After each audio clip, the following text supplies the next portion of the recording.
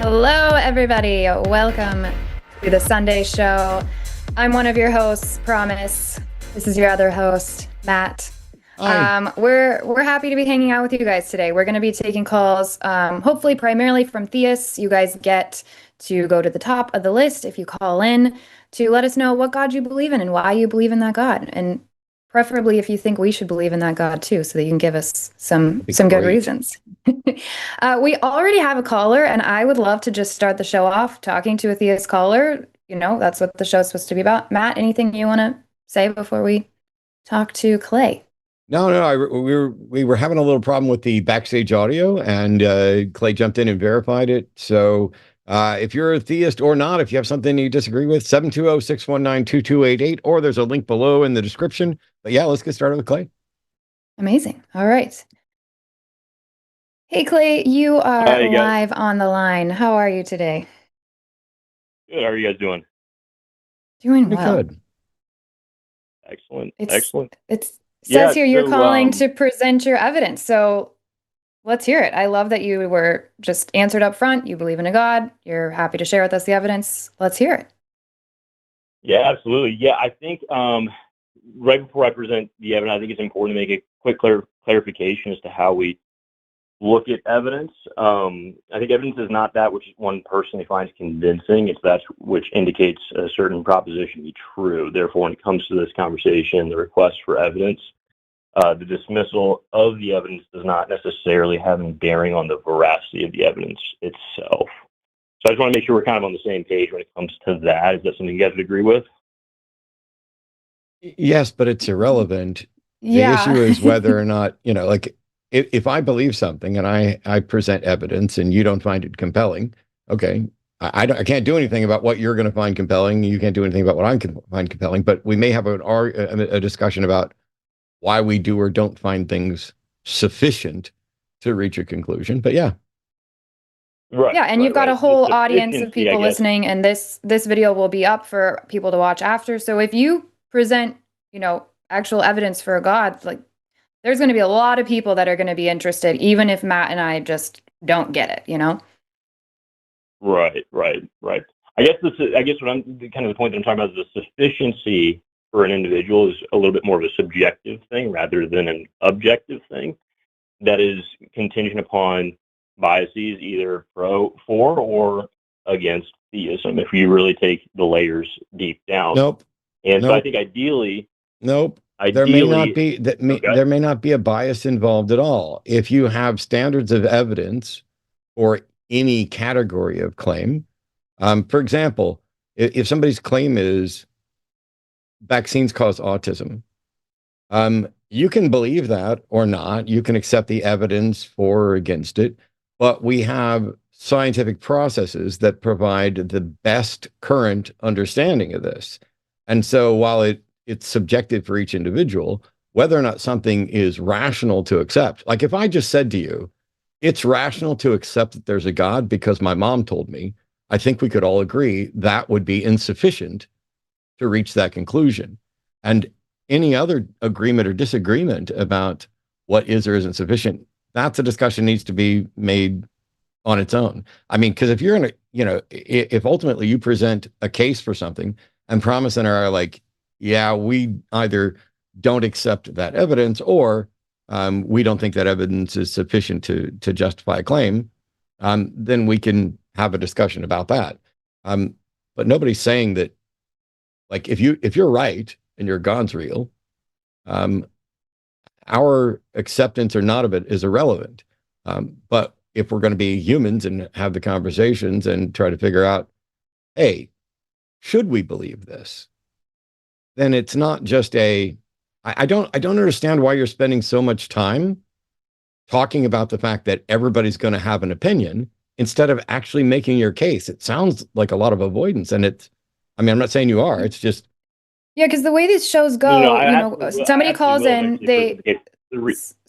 somebody calls in, they present their evidence, and then we explain why that is or isn't what we would consider evidence. And I can't think of a situation where we don't give feedback immediately as to why. I don't think we've ever just been like, nah, I don't like it.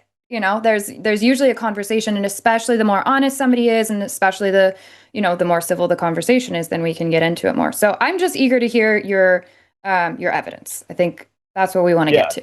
Well, yeah, and also just to quickly respond to one of the things that Matt mentioned. So, like, the processes in which we use in and of themselves is what we indicate to be reasonable or not. So, like, with the autism example, we're using scientific processes to evaluate the question of whether or not vaccines cause autism.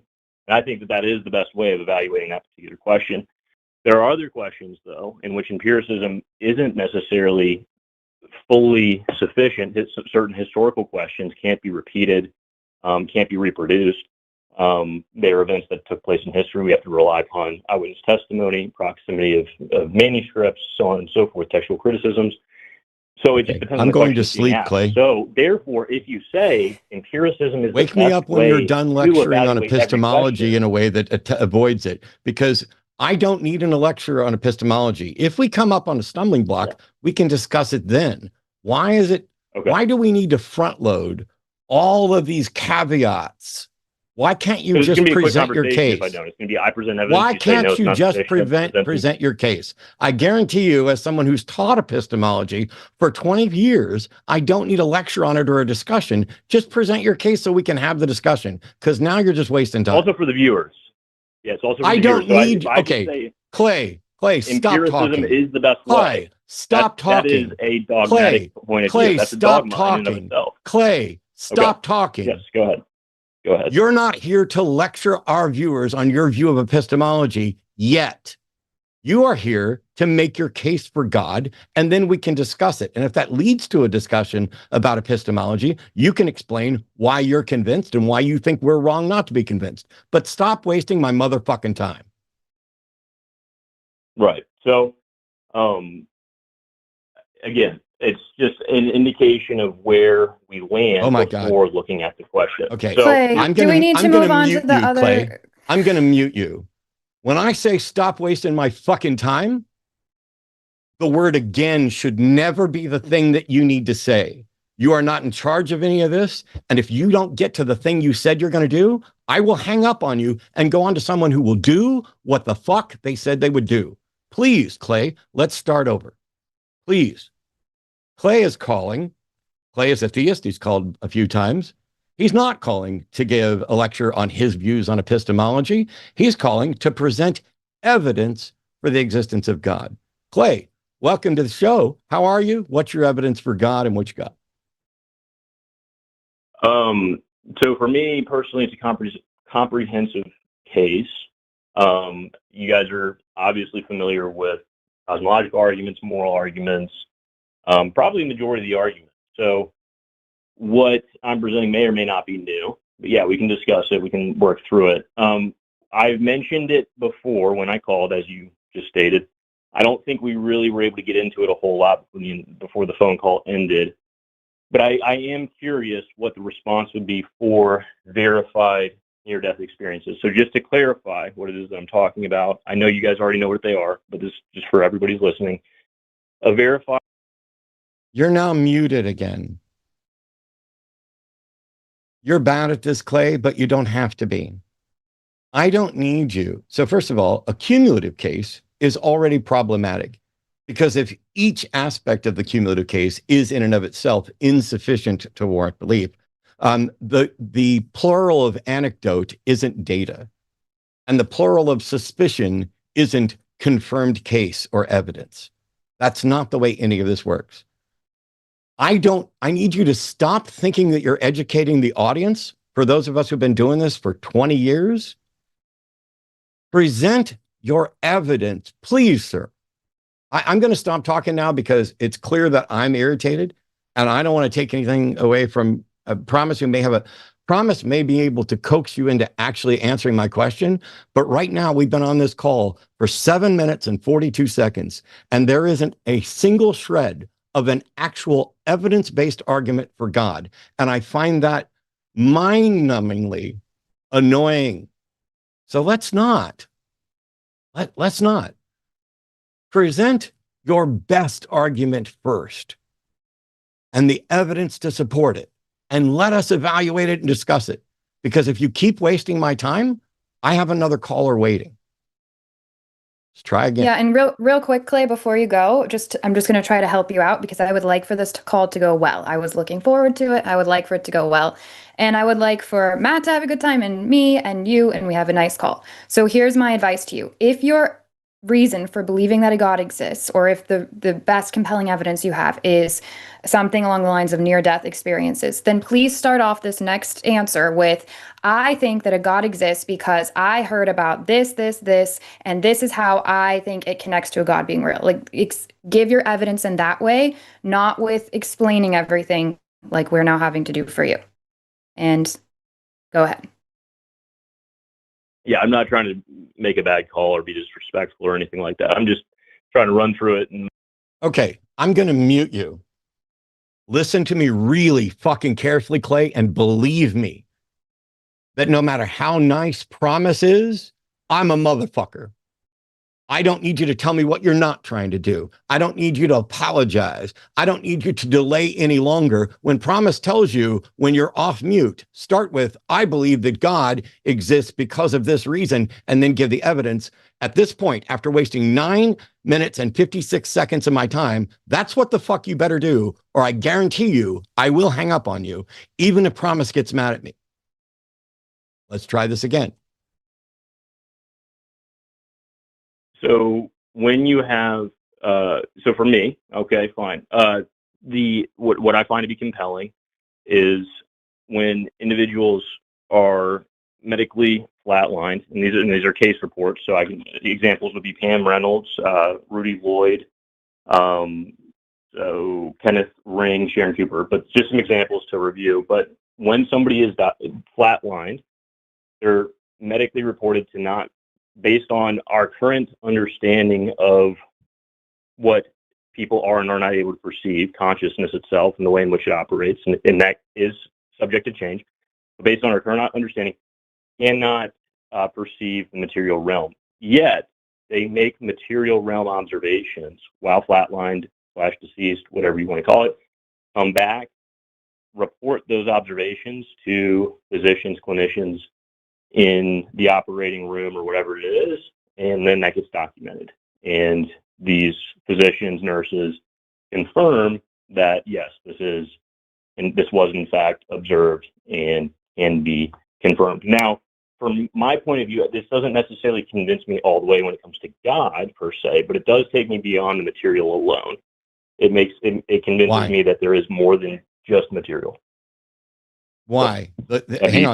Hang on. The case you just made is based on our current understanding. We have claims of people flatlining and reporting things when, based on our current understanding, they shouldn't have access to sensory data. What if our current understanding is incorrect? What about their purported access to sensory data confirms anything beyond the natural? And how did you rule out that this is a brain making sense of a period of time when it was unconscious and not functioning correctly? Well, so with the case in particular, Pam Reynolds, she needed her entire brain essentially be drained. It's a drastic procedure in which she had, I believe, a Clay is incapable of answering the actual question every time I ask. I don't need you to tell me, Pam. My question, no, Clay, I'm going to mute you. Clay, my question had nothing to do with Pam Reynolds. I don't know who Pam Reynolds is. I don't give a fuck about Pam Reynolds. Pam Reynolds, even if she has an amazing case, is a case that at most we can say, I haven't looked at. I haven't had the ability to investigate it. I don't need to know the specifics of it. I'm saying, I'm already granting, if someone flatlines, goes unconscious, and your claim is, based on our current understanding, and I'll caveat it with That's already a problem because that's insufficient. That would be a fallacy of an argument from ignorance, or actually an argument from personal incredulity, that because we don't have a current explanation for this, therefore it justifies the supernatural claim. That is fallacious reasoning. Then, when we go based on our current understanding, there are other things that we understand, which is that, first of all, memories are not recordings. They are produced and manufactured after the fact. And when a brain is in a diminished capacity state, like what happens when people flatline, what happens when people have these near-death experiences, which aren't death experiences, but near-death experiences, even if they flatline, because death is a process, and you can be dead and be revived. What happens when that brain begins to regain consciousness? One of the things that we have some understanding of is that it says, hey, what happened while I was out? How do I make sense of this gap of time? And there are plenty of ways in which there are inferences. We've tested these things in a proper scientific scenario where signs with specific labels are placed above sight lines, above, on top of things in the room, so that if somebody leaves their body and says, oh, I was floating above, you can ask them what's written on the sign. Never have they gotten it right. And so at best, you're saying some weird stuff happens when people are dying, and you think that is evidence for the supernatural. And my position is, how do you reach the conclusion that it is evidence for, or strong evidence for, the supernatural? How did you rule out this is a functioning part of the natural world for which we do not have a current full understanding?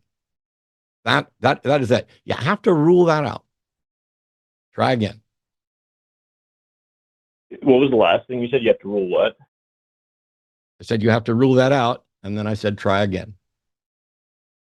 If you could just quickly repeat the question for me that you're asking. No, like I'm not. One sentence. No, I'm not. Okay. I'm sorry that you can't pay attention for a few seconds. How did you rule out that, based on our current understanding, this is a natural thing that you don't have an explanation for? How did you rule out that possibility? So I didn't. Personally, I have not. Okay. I'm just saying, if you haven't, Clay, if you haven't ruled that out, how did you rule in the possibility that the supernatural could be an explanation? Based on the reality of the material realm in and of itself. And based off of the realities of the material realm, Clay, the realities of the material realm do not tell you anything at all about whether or not the supernatural is possible.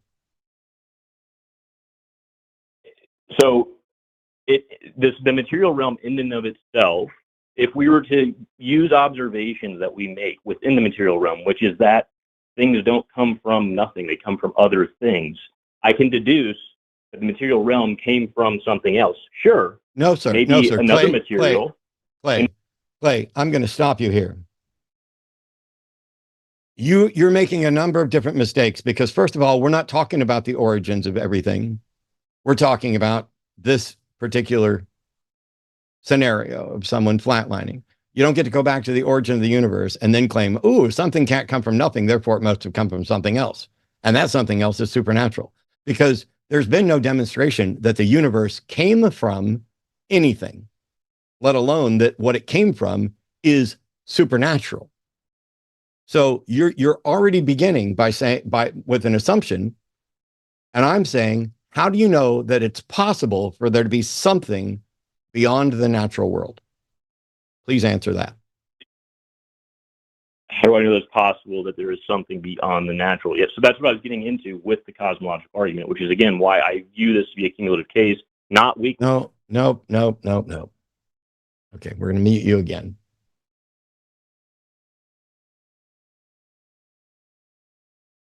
There isn't the cosmological arguments. There are cosmological arguments. It is a category. It is about the cosmos. It is about, and there are a number of them. My question has nothing to do with cosmological arguments, and cosmological arguments cannot address this question. How did you determine that the supernatural is possible? That's as simple as I can make it. That does answer that question, though. Okay, you didn't even know you were muted, nor are you listening. The question I'm asking, how can we determine that the supernatural is possible? I can't make it any simpler. If you're looking at that question using materialistic method to evaluate the supernatural, that's like saying, I'm going to use a magnifying glass. No, I don't need you.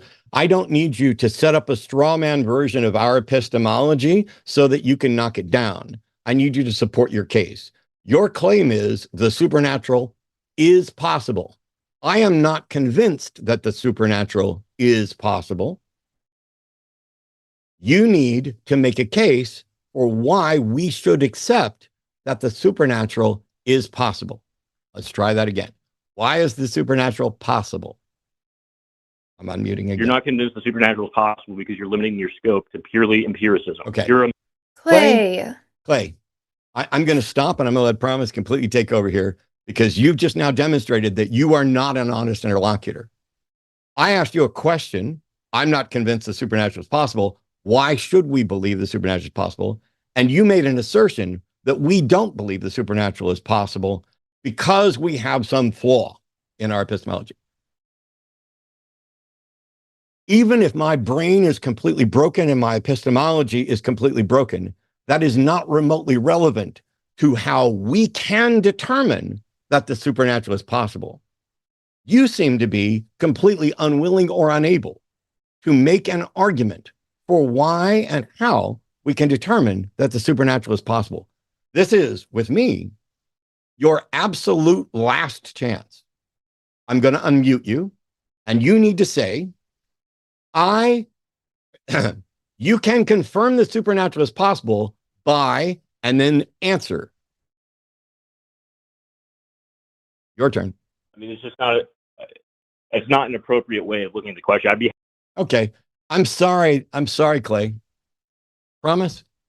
I apologize. Go ahead. It's your turn. I see some other callers that look great. So I don't know. Unless Clay now has the answer for me. To have a real conversation. Okay, cool. Clay. On that note, I've been doing this for 20 fucking years. I debate professionally on stages, in churches, at Christian conferences, at atheist conferences. This is my job for 20 years. You cannot make a statement without some sort of fallacy or some sort of dodge. My epistemology is irrelevant to what your justification for the supernatural is. I have made this as simple as I can. What is the justification for believing the supernatural is possible?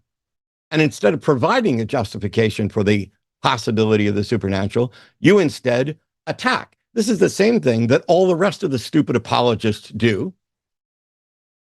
Oh, I can't show that evolution is false, or I can't show that creationism is true, sorry. So instead, I'll try to poke holes in evolution, as if poking holes in evolution would in any way confirm creationism. Oh, I can't demonstrate that there is an afterlife, but I'll poke holes in science's explanation for consciousness and experiences. Oh, I can't demonstrate that the universe came from some sort of supernatural source, so I will poke holes in anybody who says they have a naturalistic explanation. I'm not claiming to have an explanation for the natural world, and I'm not claiming that the supernatural is impossible. I am saying I have yet to be convinced that the supernatural is possible, but you have been convinced. And I've asked you at least 3 times, what's the justification that convinces or should convince us that the supernatural is possible? And you instead pretend that me not being convinced of something is me asserting that it's not true, which is yet another fucking fallacy. I have one last question for you. Do you have any way to demonstrate the possibility of the supernatural? Yes or no? I would be happy to have a dialogue, Matt. The question in and of itself is... Goodbye. I didn't ask you if you wanted a dialogue, dipshit. I asked you a yes or no question, which you would not answer. That was so dishonest. Like, to me, that's, I feel like, does that person genuinely believe this because why aren't you coming from that place of just like, hey, this is what's convincing to me? When you play it that game, then you're playing a game. You're saying, well, I'm going to come at it from here. Well, then if you do that, then I'm going to do this. And I'm, it's so frustrating. And Well, then we get told that we don't want a conversation when that's all we were trying to do this whole time. I broke it down to the simplest yes or no question. Yep. But hey, we have other callers, including theists, and I feel like I may have short-circuited that call because Clay just wouldn't answer anything. And so promise you want to go to Eric? I do want to talk to Eric, yes. There you go. Let's bring it on. I'm gonna take a breather. Eric hey, from New Eric, York. How are you?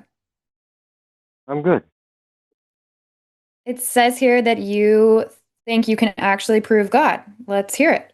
Can I ask which God? Elion, the God Most High, the God of Abraham. Let's hear your proof of this God. Are you aware of anything with the Dead Sea Scrolls? Can I hear your evidence? Can I just hear your evidence? Because I don't want to be asked. Okay, all right. It shouldn't start with questions for me. Yes, I know what the Dead Sea Scrolls are. I have been to Israel back in my Christian days. So. Okay. But so you know what the yes, Godhead let's hear is, your evidence. where they equate Yahweh and Elion as the same. Eric, are you going to be like Clay? I just say that. I just need to hear your evidence. That's what I'm going to get to. A lot of archaeology likes to say he's the storm god. But if you go to the Mara tablets, you can find Abraham, you can find David, you can find Jacob. And that's what made me start believing, is because you can find Genesis 10 through 15 in the archaeology between the MB tablets and the Mari tablets, Marienbi. Eric? And they explain everything. What's your, like a Black Rock scenario of them taking up land. Eric, anyways, what is your evidence that a God exists? Is consistent. The same God is consistent ever since the beginning to the end. El is always Father. When Jesus comes back with the Essene side, which has been shown by archaeology to be writing the Dead Sea Scrolls, and they agree with the kingly side of David. Writing Eric, you're telling me I can mute you if you want, or you can just let me get this in here real quick so we can get this conversation going to a better place. If you're saying that it's scripture or holy text or whatever you're getting to, or consistent story, I'm saying where the text and the archaeology match up. We have the stories of the Galilean zealots. So what archaeology are you aware of? We linked it to that Paul is a spy. I'm gonna mute you. Okay. What archaeology do you have evidence of that shows that the supernatural claims of the Bible are true? Mars. Did you hang up? I'm sorry. Oh. No, you were muted because you weren't listening to what I'm asking you. Do you know what I just asked you? Do you know who the Kuta are?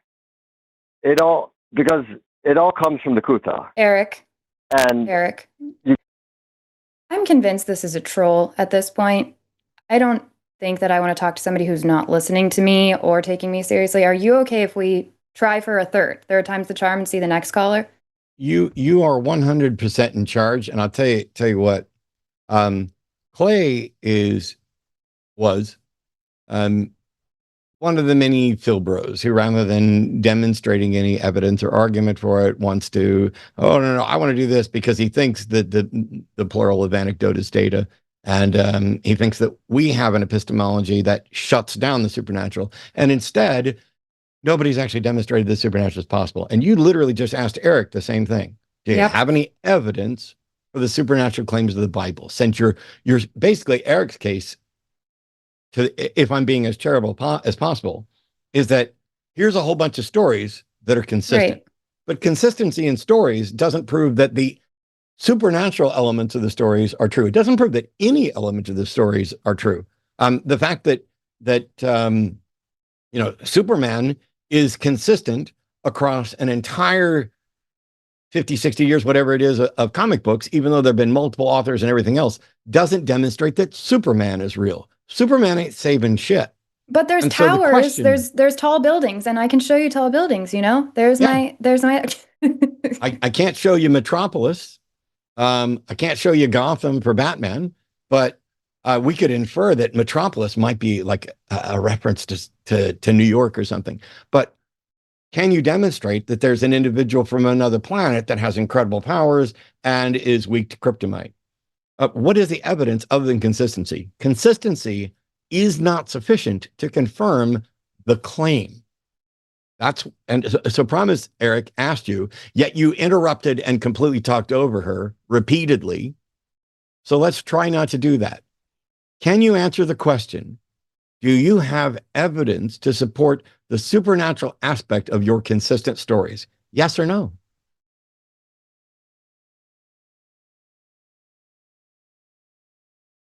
Sorry, into Abraham. You have the same God from the Sumerian, Akkadian, into the Abrahamic. Eric's been talking the entire time. Did not listen. God. Did not listen to my fucking question, Eric. Is Yahweh, and you could show the Cus Eric, link. you disgusting, dishonest individual. You did not listen to my question. You just sat there and fucking talked the whole time you were on mute. Nobody heard you. Nobody's going to hear you. How do you feel about that? What is your purpose? Is it just to waste our time? Because nobody can hear you. Why would you do this? We asked you a very simple question. I'm going to unmute you one final time. The question I would like you to ask is a yes or no question. And if you say anything other than yes or no, even if you go yes and no, you are only permitted one syllable right now. And that syllable is yes or no. And depending on whether or not you can follow those instructions and answer that question, that will determine if we asked you a second question. Because you've demonstrated that you are not capable or willing at this point to have a decent conversation about this. So listen very carefully. You are currently muted. Nobody can hear you. In a moment, I'm going to unmute you. When I do, either the word yes or the word no needs to be what you say. And that word needs to address this question.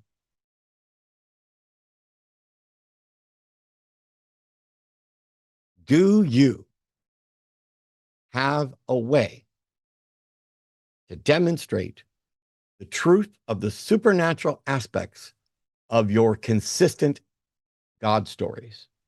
Yes or no? Yes. Yeah. All right. Cool. What are they? Can I actually explain it, though, without you muting me? No, you can't, because now I'm going to mute you, you little shit. You got muted because you were bad at this and incapable of having a decent conversation. I put you on yes or no watch because I have an audience of people here who you are being rude and disrespectful to. I have multiple callers on hold who you are being rude and disrespectful to. You're not in charge of this show. Promise and I have been nothing but nice from the get-go, wanting you to present your case. So now I have another question. Does the fact that stories are consistent mean that they are true? Yes or no? No. Cool. You need multiple points of conversion. No. That was a yes or no. That was a yes or no. That was a yes or no. Now I would like to continue. Science is a higher standard, though. You know that. I'm sorry. Now I would like to continue. Would you like to make your case for why it is reasonable to believe that there's a God? Yes or no? Yes. Okay. Please make your case. All right. There is a consistent religion, and you can follow the trace of the same God all the way through, but there's more to that. You can follow all the complications, all the stories in the Bible and the issues with Murdoch, Baal, the Jupiter factions, the storm gods that people like to associate as Yahweh, as you well can, the plague god, Mars, as they go up. But Eric, this is why it proves God. Eric, Jesus and all that, none of that would make sense. None of them could. Okay, I'm going to mute you again. Eric, you've already acknowledged that consistency does not confirm the truth of the claims. I asked you to make a case for the truth of the claims, not assertions about the consistency of the claim. I'm willing to grant just to bend over backwards to the point of being the weakest little bitch in the world. Okay, Eric, you're completely right about a universally consistent story across multiple religions and multiple timelines and everything else. But you've already confirmed or affirmed that the consistency doesn't demonstrate the truth. And I asked you to demonstrate the truth. So here I am, magnanimously conceding everything in your narrative is consistent. What's the case for the truth of it? You wouldn't let me get to the final point with Jesus, though, would you? Oh my God, Eric. You could have gotten to it just now instead of saying that. I literally handed it to you on a silver fucking platter, and all you can do is whine, which means you're a fucking troll. I am gonna rehand you this on a silver platter again. If you do not take advantage of this, you will be blocked as a troll. None of us want that. I've granted you the consistency of everything about your story. I'm asking you to make the case for how we can reasonably accept that the stories are true. I don't need details about the story. I need, how can you show that the fact that these stories are consistent? What is the evidence that they are true? I'm going to unmute you now. Please give us the evidence that the consistent stories are true. The same rituals for binding Mars are still written in Jewish texts today and still spread by Zionists today. And the same ones from the Akkadian. How does that make something true, Eric? How does somebody repeating something make it true? Been preserved for 4,000 years, paragraph. Aha. Thank you, Eric.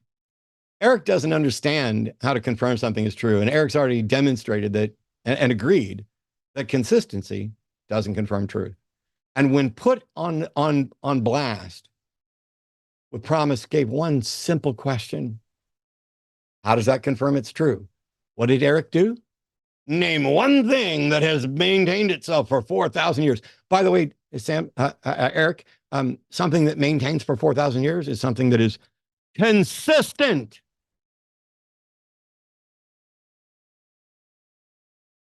The truth of an idea is not impacted in any way by the number of people believe it, how strongly they believe it, how long they've believed it, how consistently they've believed it. That speaks to how impactful that story is to individuals, how strong it is in encouraging people to keep telling these stories. But none of it has anything to do with its truth, which you already knew, which is why, even though we bent over backwards, even though we handed it to you multiple times on a silver platter, even though we conceded points we shouldn't in order to get you from A to B, at the first instant of how does that make it true, you shifted the burden of proof to us to prove that it's not true. That is a logical fallacy. Here's your last chance. Eric, was that a logical fallacy? Yes or no? You don't let anybody talk and you mute them. You don't let them get a... Bye, Eric. You don't answer questions. Man. I've had multiple hour conversations with people. We've had calls that go on for 30, 40 minutes. We let people talk. We have good conversations with people who aren't trolls and who do honestly attempt to defend their position. We have more theists on hold. I am dubious, as always, but I'm hopeful. Oh boy. Shall we chat? Do you see one that you care about, or you don't care which one we go to next? I think I have. Maybe Jack. Please, yes. Okay, great. Hey, Jack, you are live on the line. It says here that you've got... I feel like I'm lucky. I got chosen out of everyone else. So it says here you've got evidence for a God. Do you can you let us know what God that is? Yeah, it'd be the Christian God. Okay, cool. What's your evidence? Just quickly, you guys are not gonna like critique what I qualify as evidence, right? Because I want to get into that first. If you're Jack, gonna argue have you that been Jack, have you been propositional. listening? Jack, have you been listening to the rest of the show so far? Yeah, I've been listening to Matt cut off people for the past 20 minutes. Yeah. Okay, well, you're talking to me now, and I'm not going to continue the call if you're not Perfect. going to get to the point, because that feels really disrespectful, especially after everything you've just listened to. And I feel like if you care and you actually have evidence, then you would just be eager to go ahead and share that with us. So you can No, go I ahead and like share talking that. to And you. we I'd like to talk and to you because Jack, I'm in the middle of talking still. You can go ahead and share the evidence, and then we're going to respond how we're going to respond. And if you present incredible evidence, so everybody's going to hear that, whether Matt and I respond the way that you think we should or not. So here's your moment to share your evidence. I will give you time to talk. What is your evidence that the thank you very Christian much. God exists? Perfect. I hope I'll talk to you because you seem like a Jack, nice person. But I'll go ahead and start. Jack, I'm not going to be nice, because I'm gonna if you start. continue stuff like I'm gonna that, start. if you continue with things like, I'm going to start and thanks, I'd rather talk to you, you're a nice person, then I'm going to end the call and we've got another caller, because I'm really not in the mood for this. And I haven't really gotten to talk to anybody yet. So here's your chance. This is the Okay, last it's chance fine. to go ahead and Okay, share, I'll and not start. to It's say, fine. okay, I'll start, and not to say, thanks, you're nice. It's just to give the evidence. Who cares about me? Who cares about Matt? Just share your evidence, Okay, please. I understand you. You can stop talking. I'll start. Thank you. Oh, no, motherfucker. I was happy to sit here and not say a word. You don't tell us to stop talking and that you're going to start. In a second, I'm going to unmute you. And when I do, don't you fucking whine? Don't you complain? Don't you say thank you? Don't you talk about how mean I am, how nice Promise is, anything at all? When I unmute you, say, my evidence for God is, and begin with that. Anything else, and you will not get to present your evidence for God. I don't know why you trash apologists refuse to present the evidence. If you're advocating for the Christian God, you should go read 1 Peter 3:15, which commands you to be ready at all times to give the justification for the faith that's within you. You are being given an opportunity that your ass does not fucking deserve to speak to thousands, if not hundreds of thousands of people, to share the gospel of Jesus Christ that is the power of God unto salvation, the one that I defended for decades. I was a better Christian defender when I was one then, and I could do it better than you now. You get no second chances. I'm going to unmute you. I'm going to mute me so that I don't say anything. And you are going to say, my evidence for God is, and then you're going to present it. And if you think you're not going to get blocked for saying anything else, you are sorely mistaken. Let's try this again. Jack, welcome back to the show. I'm unmuting you now. Present your evidence for God. Okay. I'm gonna present my evidence. I hope you don't treat your husband like you treat Promise, Matt, because you clearly take over. Blocked. I knew it. It's so obvious. So the nice thing is, Jack, I have your home phone number, and that number will be blocked. Okay, so Jack is getting blocked. Here's the thing. I'm not going to block you. I'm going to leave you on hold, so you have to listen to me for a minute while I point this out. I've been doing this for 20 years. Promise is one of the most wonderful people that I know. She's got a book coming out. There's all kinds of stuff going on. She's great at this. I don't need to be here at all. I just love doing it. And I'm genuinely optimistic that someday we will start having honest interlocutors call back. People who can say, I believe in God. Here's my reasons. Here's why I think you should believe in God. That's something that I could have done when I was a theist. I'm not convinced Jack is a theist. I'm not convinced. Oh, you ran away, Jack. I'm not convinced Jack is a theist. Here's the promise I'm going to make to all the people out there watching. I will never hold what Jack says and people like Jack against theists of any stripe. I don't think Jack is representing you. I think Jack, like many of the other callers, not all, but many of the other callers, are calling in to waste time. We have built a debate bro culture on YouTube where many of the people who are calling in are simply dishonest. They don't know anything about epistemology. They don't know anything about the religions. There are the occasional, I don't know, kooks probably isn't the right word, but people who buy into all kinds of stuff.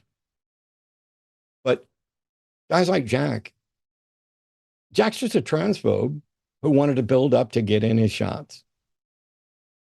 You didn't offend me. You didn't piss me off by misgendering my partner.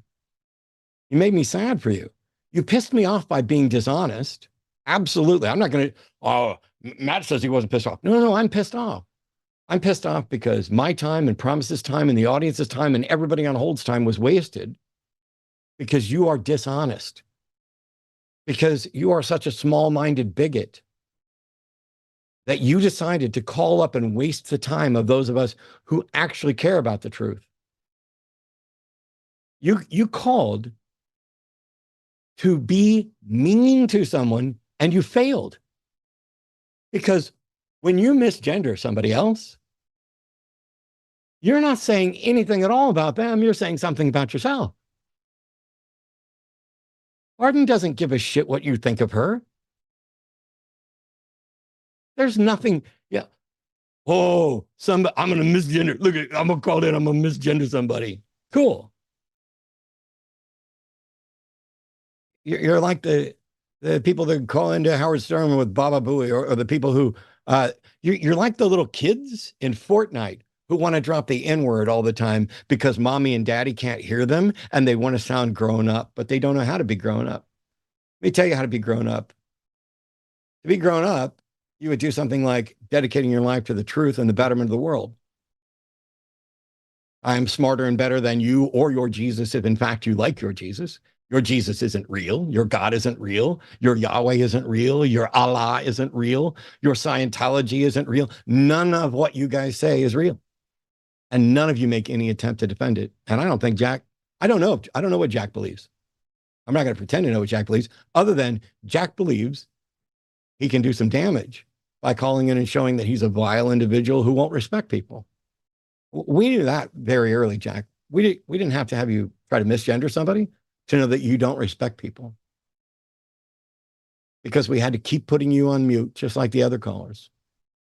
I apologize to the people watching the show. We are genuinely striving to get good calls in, to get people to actually engage. I would even be willing to take questions from honest theists. Like, hey, Matt, you said you're not convinced that the supernatural is real. Why not? And I would answer that question with, because I haven't been presented with sufficient evidence of the supernatural, nor have I been presented with a methodology by which we could confirm the supernatural. Because how do you tell the difference between something of an unknown source and something of a supernatural source, unless you have some method to say, this one's natural, this one's supernatural, and we don't know what the hell that one is because we don't have a tool for that. I'd be happy to explain that. I'd be happy to explain countless things.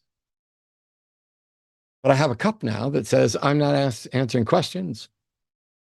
And that cup exists for many reasons, not the least of which is when ICE comes to your door, you should just hold this up and walk away. But also because the people calling into the show have repeatedly been dishonest and or ridiculous. And by ridiculous, I mean they think they're here to show that Promise and I are irrational and broken. And that could be true. And yet it still wouldn't do anything to demonstrate that your beliefs about a God are real. The mistake they all made is making it about us. This isn't about us. We're irrelevant. I find it embarrassingly sad that I not only know the Bible better than you, and I'm not remotely an expert. You want an expert? Get Justin on. Justin knows everything about the Bible way better than I ever did. And I've already forgotten more about the Bible than almost any caller to this show has ever known. This is something I've dedicated my life to. I'm an atheist because I set out to be the best Christian that I could be, because I thought God wanted me to go ye therefore unto all the nations, spreading the gospel. I thought God wanted me to be a conduit for the Holy Spirit, to open people's eyes to the guilt that their sin has flooded their life with, and that they need to repent and be redeemed and beg for God's forgiveness and mercy, because we didn't deserve it. It used to make me sick putting on my little Jesus hat to say stuff like that, but now it doesn't, because you know what? I can say those words as if they had power, because they used to have power for me. But in the 20 years of doing these shows, not only has that power completely faded, but the apologists or fake apologists who are attempting to defend it have not only allowed it to fade, but they have painted it black, buried it 10 feet underground, and made it absolutely useless. Shame on you. Shame on all of you who think that, ooh, I'm just going to make a game of this. I don't give a shit about God. Let me just call in and be transphobic. Let me just call in and be homophobic. Let me call in and just see how much time I can waste. Let me see how mad I can get Matt by being dishonest. Because Matt is definitely, therapy or not, going to react to dishonest people. Because I find it incredibly rude that you're willing to waste everybody else's time. Who are you that you're so fucking special? But if you're an actual honest interlocutor, if you want to present your case, I'm literally sitting here typing notes as people talk. I am sending potential notes to the studio about any number of different things. But you know what? If your goal is to get me to quit, it ain't ever going to happen. I'm going to be doing this till I'm dead. Like, I don't have any life savings. I don't have any retirement. I don't have any security. I don't even care if I get paid. If YouTube shuts down all the monetization and I am destitute, I'm still going to be here waiting for anyone to make a case for any God, because unlike the rest of them, I give a fuck about whether or not it's true. Because if it is true, it's the most important thing anybody could know. And you guys should be incredibly embarrassed. You real Christians, you real Muslims, you real representatives of various religions should be absolutely livid that you are being represented by dishonest trolls and liars and the weakest minds and the weakest arguments of all time. We live in an era where you have more access to more information, where you can have ChatGPT write you up something that sounds reasonable, something you don't even understand, and you can get your 5 minutes of attention. But you're not going to stop me. But you are going to show your ass. So thanks for being the predictable, transphobic piece of shit. We got another caller here, if you're ready. I am ready, yes. Cool. AA, pronouns he, him, theist but an atheist. Wow, I'm interested in that, but I'm confused. And previously you called as an atheist, which is wild. And you say you want to talk about the evidence for God, and there's evidence in all of the holy text. Welcome to the show. You're on with Promise. I'm taking a break. Hi. So I get that you guys want to get to the point, and my claim is a little out there. And my thing is that I think I was listening to that Eric guy, and he's saying that all religions are tied together. Yes, I believe that to a sense, but to the supernatural aspect of it is like no. There's a part where I think that these religious texts are supposed to be a timeline for humans. And that's the part where I'm trying to figure out. I'm just going to stop you real quick, just to keep things on track for this show. This show is where we have theists call in and explain, why they believe in a God. Do you believe that a God exists? I believe that humans created the belief of God. It Okay, goes back but to that's obvious. That's not what this show is about. So if you're just calling to talk about belief, that I don't know. I don't think we have a show for that on this channel. Okay, well, sorry then. I apologize. I probably just wasted your test time then.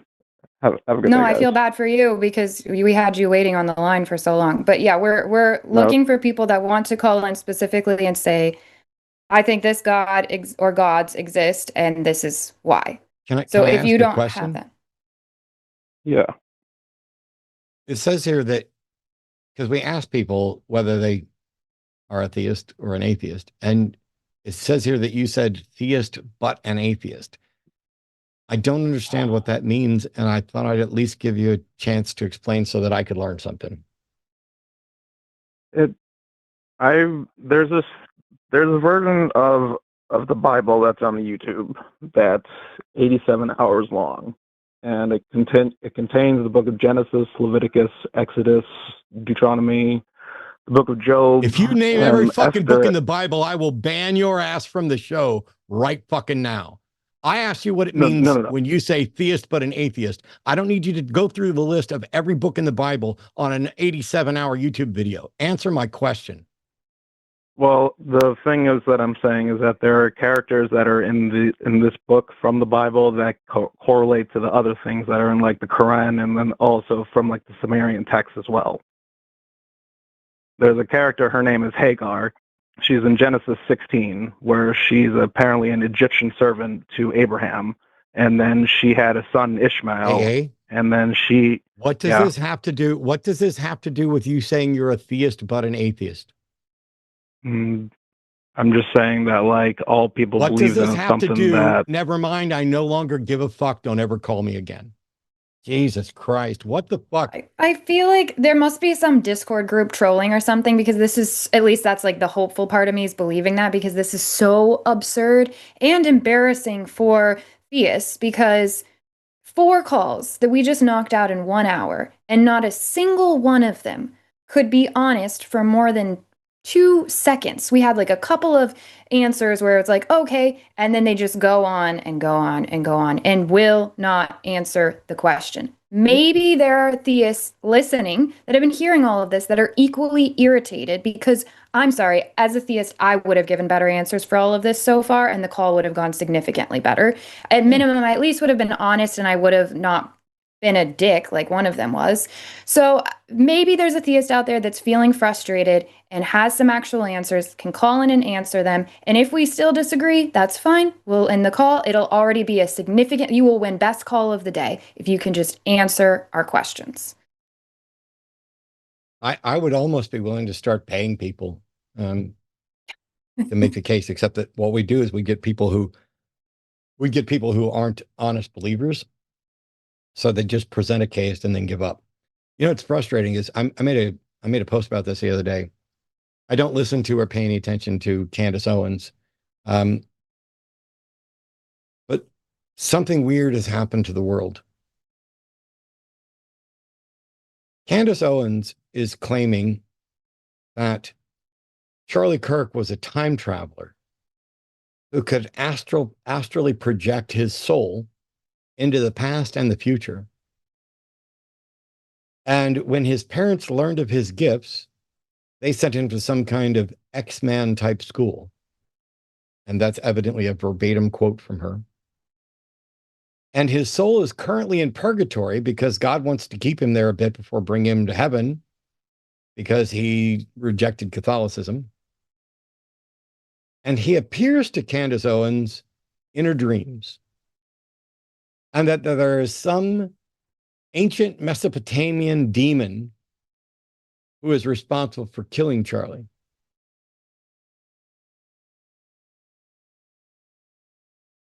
Candace Owens has 5+ million followers on YouTube, at social media. I don't have anywhere near 5 million, and that's okay. But the fact that the batshit crazy stuff is what's not just getting attention, but earning people millions of dollars. And then we get calls like this. We've done a massive disservice to the planet. We have failed when it comes to education. We have failed when it comes to epistemology. We have failed when it comes to rational thought. And we have failed because we have created a 24-hour news cycle that needs to be filled, and an internet so full of information that it actually takes more effort than the overwhelming majority of the population is willing to expend to try to figure out what's true. And so we've taken people's gullibility and assaulted it in order to dumb down the entirety of the population into the most ridiculous cartoon of humanity. We do have a caller from the UK right now who's a theist, who says the existence of God is demonstrable. And despite all of it, despite the understanding that I shouldn't be, once again, I'm optimistic.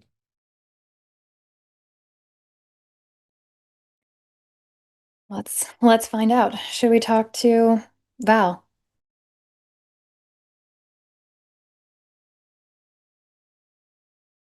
Hey, Val, you are live on the Sunday show. All right, thank you. Happy Sunday, guys. Hey, happy Sunday.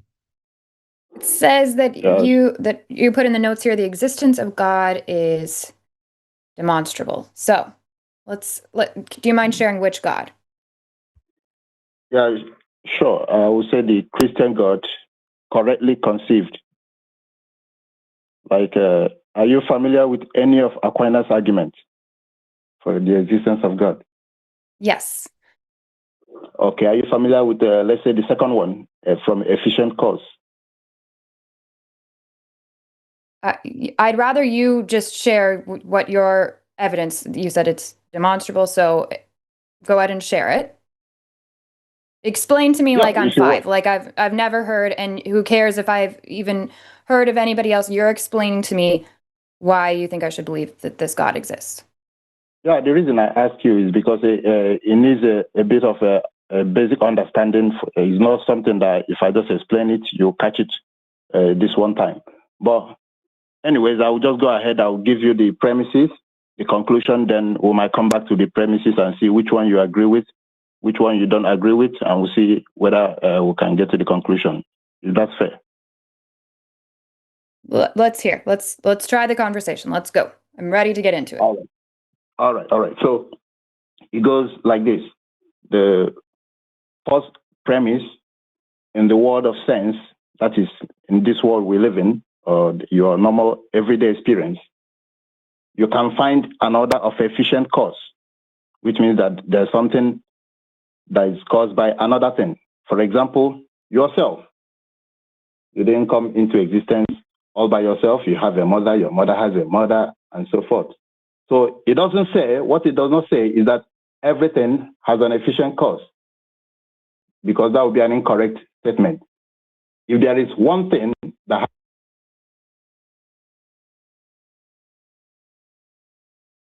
We lost you, Val. Val? If you're calling from the web client, your phone might have fallen asleep. You will need to tap your phone. Is that what happens? Yes. You need to make sure your phone doesn't go to sleep. So you were saying it's not claiming that everything has an efficient cause. So go ahead. Right. Okay. Thanks for just telling me about this, and this is my first time. Yep, no problem. All right. So yeah, it's not saying that everything has an efficient cause. If there is one thing that has an efficient cause, the premise holds. All right? Whoa. If one and you thing agree has with an this premise efficient cause, because you already what know premise of one holds? thing that has an efficient cause, so you I'm should sorry. agree with the premise. I'm sorry. Wait, can you repeat that sentence, please? You're saying, this is saying if anything has an efficient cause, the premise holds. What premise holds? The premise that in our normal experience, or in this universe, in this reality, there are things that have efficient causes. Can you hear me? Yeah, we hear you. Okay. Yeah, that's the premise. In this world of sense, there is an order of efficient cause. Do you agree? No. I agree there are things that are caused. Yes. Right, but I don't agree that if that's true, that then it's true of all things. Is that what you're getting at? No, I'm agreeing with you. You're agreeing with me. We're not talking about all things. If there is one thing. Here, let me try and do this and see if I'm steel manning you. Okay. Your take on Aquinas' second argument or second reason, the one of efficient cause, is that if anything in reality has an efficient cause, then it is the case that something has an efficient cause. You are not claiming that everything has an efficient cause, correct? Exactly right. Correct. I know it's exactly right. I've done this for 20 years. Thank you. We're on a good path. Yeah. I misheard you. How do you get from something has an efficient cause to therefore God? Yeah, when we get to the second and the third premises, then if those premises hold, then we'll get to the conclusion. So now the second premise, are you following? Yes, it's very I'm taking clear notes. I'm following. Okay, so the second premise says, there is no case known, neither is it indeed possible, in which a thing is found to be the efficient cause of itself. And the reason for that is that that thing would be prior to itself, which is impossible. Do you agree? Or if you want me, I will say that again. No, I don't need you to say it again. I agree that there is no case known of something necessarily being the efficient cause of itself. However, that does not demonstrate that something could not be the efficient cause of itself. That is, we know of no way that something could be an efficient cause of itself, but that doesn't prove that it doesn't happen. Okay, so in principle, you're saying that it is possible that something can be the efficient cause of itself. No, you've taken my, so something is either possible or not possible. And I'm saying that something is either possible or not possible. And I'm saying that the fact that you haven't demonstrated that it's not possible doesn't mean it is possible. And the fact that you haven't demonstrated it's possible doesn't mean it's not possible. Both either claim that X is possible or X is not possible. That requires a demonstration. So the claim X is an efficient cause of itself, or it is possible for X to be an efficient cause of itself, has not been demonstrated. And the claim that it is impossible for X to be an efficient cause of itself has not been demonstrated. I give you a justification for the claim, but maybe you missed it. And the justification of the claim is that for something to be the efficient cause of itself, that thing has to exist prior to itself. No. You see, that's the justification. So that makes it impossible unless the only way out is to say it's logically possible for something to exist before it exists. No, you are changing the focus of the argument from X's existence to X being an efficient cause. There is simultaneous causation, or at least possible simultaneous causation. Excellent. I know it's excellent, but thank you. So if there is causation, even simultaneous, or if you say time-bound or temporal causation, whichever type of causation, it is causation, correct? I couldn't understand you. I'm sorry. It was an accent-related thing. Can you just say it again? Okay. There is still causation, even if it's simultaneous causation. I have no problem with, so whether we're talking A-type time, B-type time, causation is causation, but not all causation is the same. Exactly. We'll talk about the different types of causation in the next premise, but this premise is just saying there is causation. Would you agree then that the term causation becomes useless unless it is categorized as X causation or Y causation so that we know which type of causation we're talking about? No, because we are not qualifying the type of causation yet. We are just saying that this thing is caused. Okay. When we get around to talking about it, when we get around to talking, we're not going into the type of causation in the third premise, which I think where you're going to. If you grant the second premise, there is causation because you have to pre-exist yourself to be able to cause yourself, which is logically impossible. No. You literally just acknowledged different types of causation, including simultaneous causation, which would not require you to exist prior to yourself, because we're not talking about the existence, we're talking about the cause. And so then you shifted, this is why I wanted to point out that saying that causation is irrelevant because you're denying simultaneous causation as soon as you say that something would need to exist prior to itself. Just to clarify, when I said, when I agree with you on simultaneous causation, I'm not implying time.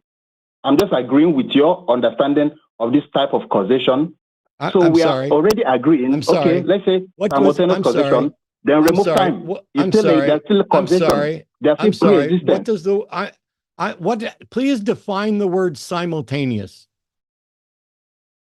Simultaneous means there is no time. You just think about causation, then remove time from it. It doesn't mean at the same time? No, it doesn't mean at the same time because there's no time. So if I pull up a bunch of dictionaries and do a search for the word simultaneous or simultaneously, it's not going to say occurring at the same time? Not in metaphysics. But isn't something occurring at the same time identical to what you're describing as no time? No. Again, remember, we're talking about metaphysics here. We're not talking about anything that is subject to physical inquiry. No, sir. We're talking about causation, and causation is necessarily temporal. How do you know that? How do you justify that? Causation is defined as X causing Y, and you're claiming that it must occur in a one-dimensional or one-directional time sense with one thing preceding the other, and there are models that at least entertain the notion of simultaneous causation, that what you're denying could happen. Anyway, go ahead and continue. No, my argument is about simultaneous causation. Okay. Yeah. So don't think I'm talking about I'm using time here. I'm implying time when I say pre-existence. It doesn't matter, even if you say hierarchical pre-existence or simultaneous pre-existence, or however you want to put it. There is hierarchical causation, just like I think that's another way of saying simultaneous causation. There is hierarchical causation. That's what you call, or essentially ordered series. It's essentially ordered. That's what we're about to get into the premise, the third premise. So if you grant the second premise, that something cannot be the cause of itself. I don't grant that. Because for it to be the case, that thing has to pre-exist itself, whether time or timeless. It has to pre-exist itself to be able to cause itself. Val, when I say I don't accept the premise, I'm not asserting that the premise is false. I'm saying that the premise has not been established as true. Okay, so is there an objective way to show that the premise holds, but you don't accept it, or that you're just maybe I'm not trying to be negative here. Like, for example, I can demonstrate something to someone, and the person being a cynic can say, "No, you've not demonstrated anything." So is there a way to show that I've not demonstrated it? Here we are again, Val. here we are again with another apologist who, when pointed out that they have not made the case for this, and therefore I do not accept it yet, they want to just claim, oh, well, you're just denying it. No, you haven't made a case. I'm sorry, stop interrupting me. You haven't made a case for it. You don't get to assert that I'm accepting a premise that I have not accepted. I'm willing to continue listening to your argument. Please point to how this demonstrates a God. That's fine. That's fine. I'm not forcing you to accept it. I'm just saying, okay, let's move forward. So that's the second premise, okay? At least you understand the premise. Now the third goes like this. In efficient causes, it is not possible to go on to infinity. So he's trying to give a justification now for why infinite regress is impossible. It's logically impossible. So that's his premise. So in efficient causes, it is not possible to go on to infinity because this is the justification. In all efficient causes following in order, the first cause is the cause of the intermediate cause, and the intermediate is the cause of the ultimate cause. Whether the intermediate cause is several or just only one. Now, to take away the cause is to take away the effect. Therefore, if there is no first cause among efficient causes, there will be no ultimate nor any intermediate cause. But if in efficient causes it is possible to go on to infinity, there will be no first efficient cause, and neither will there be ultimate effect nor any intermediate efficient cause, all of which is plainly false. I will just give an example because this is too long-winded. Now, if you grant this top premise, the conclusion would then be, therefore, it is necessary to admit a first efficient cause to which everyone gives the name God. Now, let's go back to premise 3.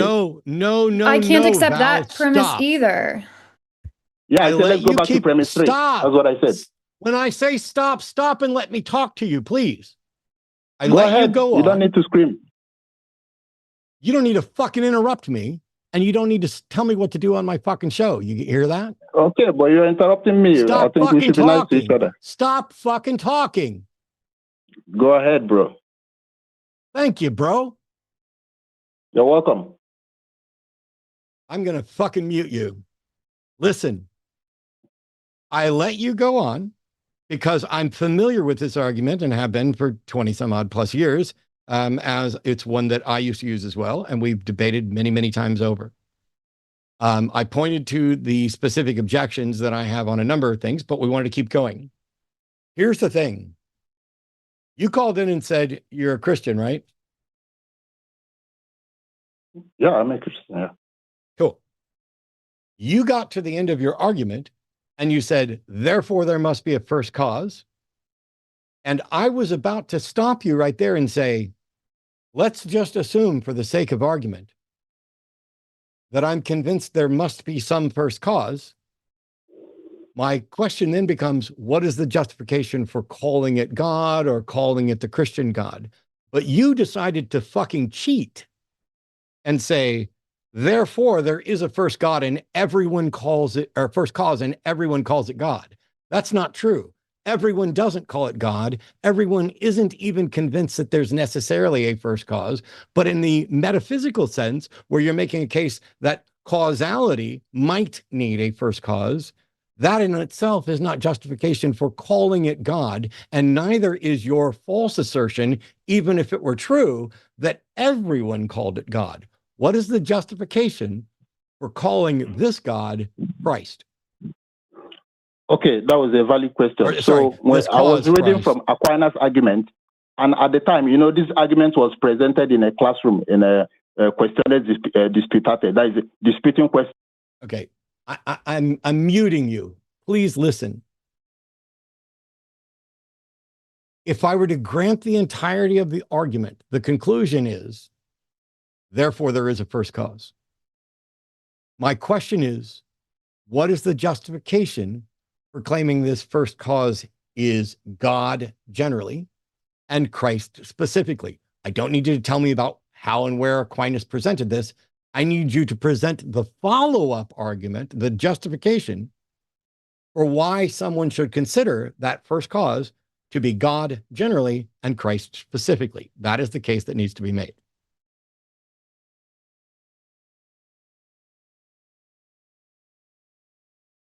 Am I on?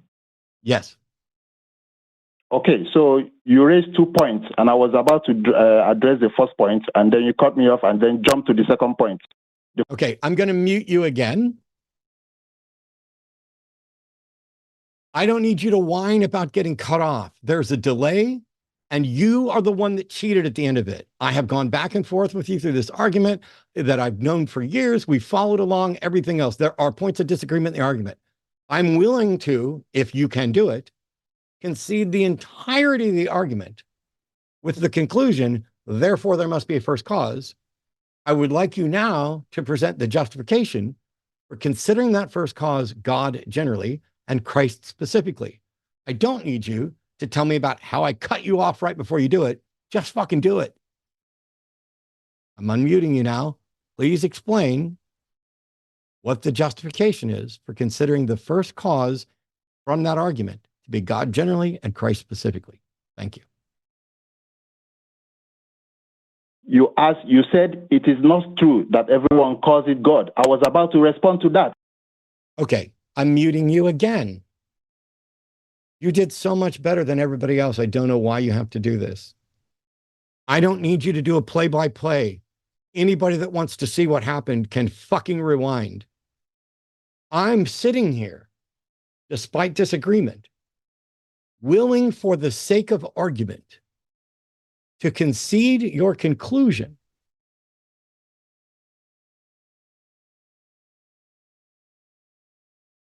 the conclusion that a first cause is necessary. And now I'm asking you, please, for the love of whatever fucking God you worship, please explain what the rationale is for considering that conceded first cause to be God generally, Christ specifically, and doing it without rewinding to interactions between you and I, because our interactions are completely irrelevant to the argument and the justification. No matter how much you were dishonest, no matter how much I hung up on you, no matter how much I put you on mute, none of that is relevant to the argument. Please, please, I'm fucking begging you, stick to the relevant argument and make the case for why that first cause should be considered God generally and Christ specifically. Thank you. Let's try again. Okay, so the justification, regardless of your dishonesty, is because whatever.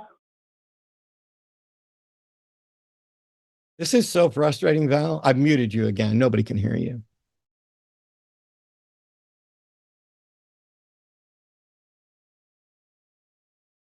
I've been incredibly honest.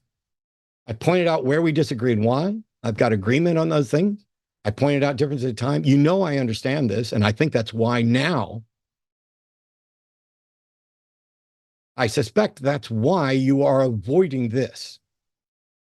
I conceded, for the sake of argument, the entirety of your argument up to the conclusion that there must be some first cause. I've warned you repeatedly. Don't rewind. Don't give a play-by-play. Don't talk about how you got put on hold or whatever else. You got put on hold because you dishonestly made the assertion that everybody considers it God, which is absolutely fucking false. I don't consider it God. Even if everybody else in the world does, I don't. So you don't get to say everybody. But that wasn't my objection. There are plenty of people who don't, and there are plenty of objections to that. I just wanted you to have an opportunity as a Christian to present your justification for why you think this first cause warrants being called God and called Christ. And instead of doing it, you decide to accuse me of being dishonest. I'm giving you a last chance. Please, please don't talk about me. Don't talk about the show. Don't talk about promise. Don't talk about anything other than what the fucking justification is We're calling that first cause God and Christ.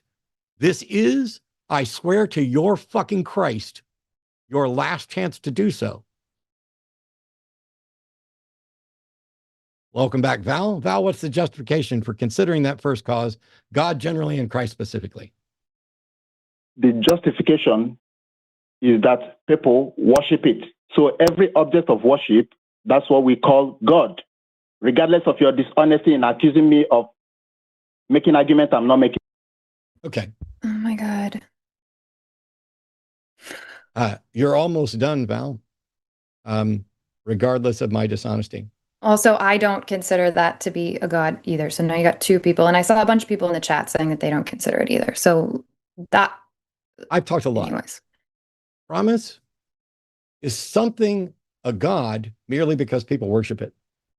Nope. Okay. But you could call it a God if somebody worships it, right? Sure could. You could call it a God even if nobody worships it, right? You could. Yeah. Val, I'm going to give you one last chance. If you can stop your fucking whining and your false accusations of my dishonesty when you have been demonstrably dishonest in this call, I'm not even going to ask you to prove that I was dishonest. I'm still, despite the fact that you're a whiny little bitch, going to give you a chance to demonstrate why we should consider that first cause to be Christ. Everybody, please welcome back Val. Val's going to explain why we should consider that first cause that people worship to be Christ. No one said it's called Christ. I'm not sure where you get that from. Goodbye. It comes from you being a Christian, calling in to defend your Christian God. Now you're doubly dishonest because you absolutely believe that it's fucking Christ. That's what makes you a Christian. You think that there is a first cause, and that this first cause, because people worship it, that alone justifies it for the God label, which is not true.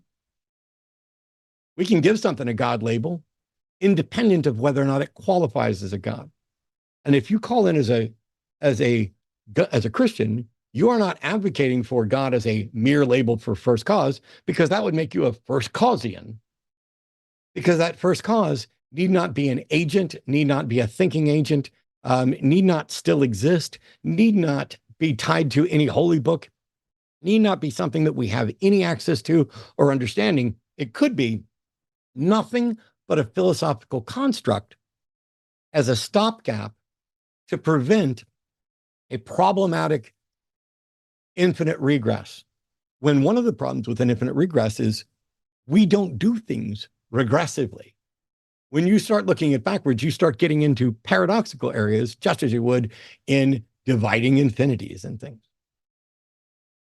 You're a Christian.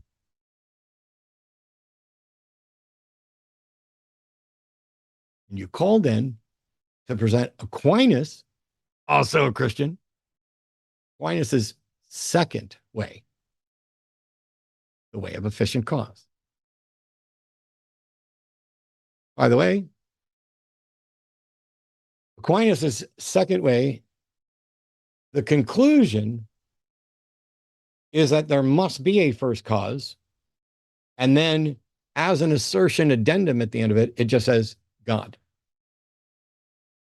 So for those of you out there who are going to hear a variety of classical arguments for the existence of God, including Aquinas' 5 ways, which are motion, cause, possibility, something in design. I've forgotten the 4th one. You should have presented the 4th one. That might have got me better. If you're going to present those arguments, the thing you got to recognize is that those arguments conclude a God in the sense of a very particular explanation for some perceived unknown.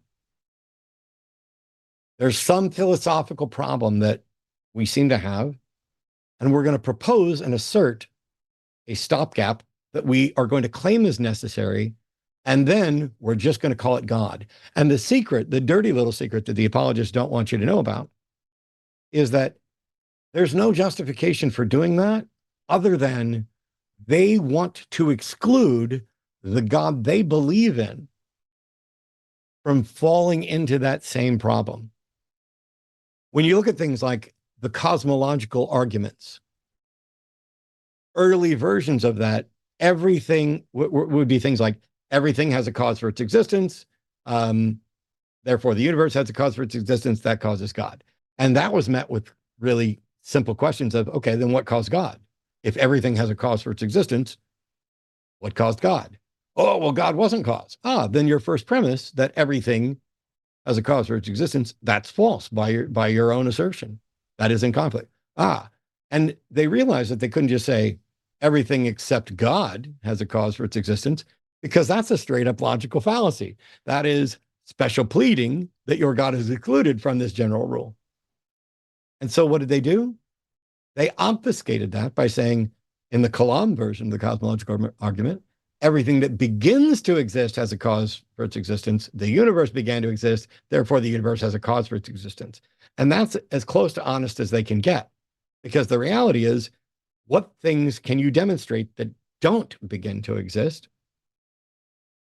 And if there's something other than God that didn't begin to exist, that first premise is true for that as well, which means you're now engaged in special pleading to assert that it's God over some other thing that didn't begin to exist, when you can't even demonstrate that there's a God at all, or a God that didn't begin to exist. You also can't demonstrate that the universe necessarily began to exist.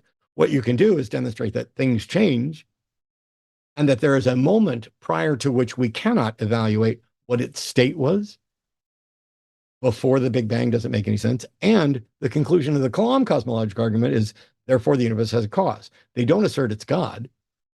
The Kalam is in its entirety an opportunity to smuggle in Aquinas's version of cosmological arguments, essentially saying there can't be an infinite regress of causes. There must be a first cause, and that cause is God. Really? What reason do you have to think that God exists, that God possibly exists, that God could in fact be the first cause if one is necessary? That's not presented, which is why Val went to, well, it's God if people worship. No. People worship all kinds of things that Val wouldn't consider God, and I wouldn't consider God.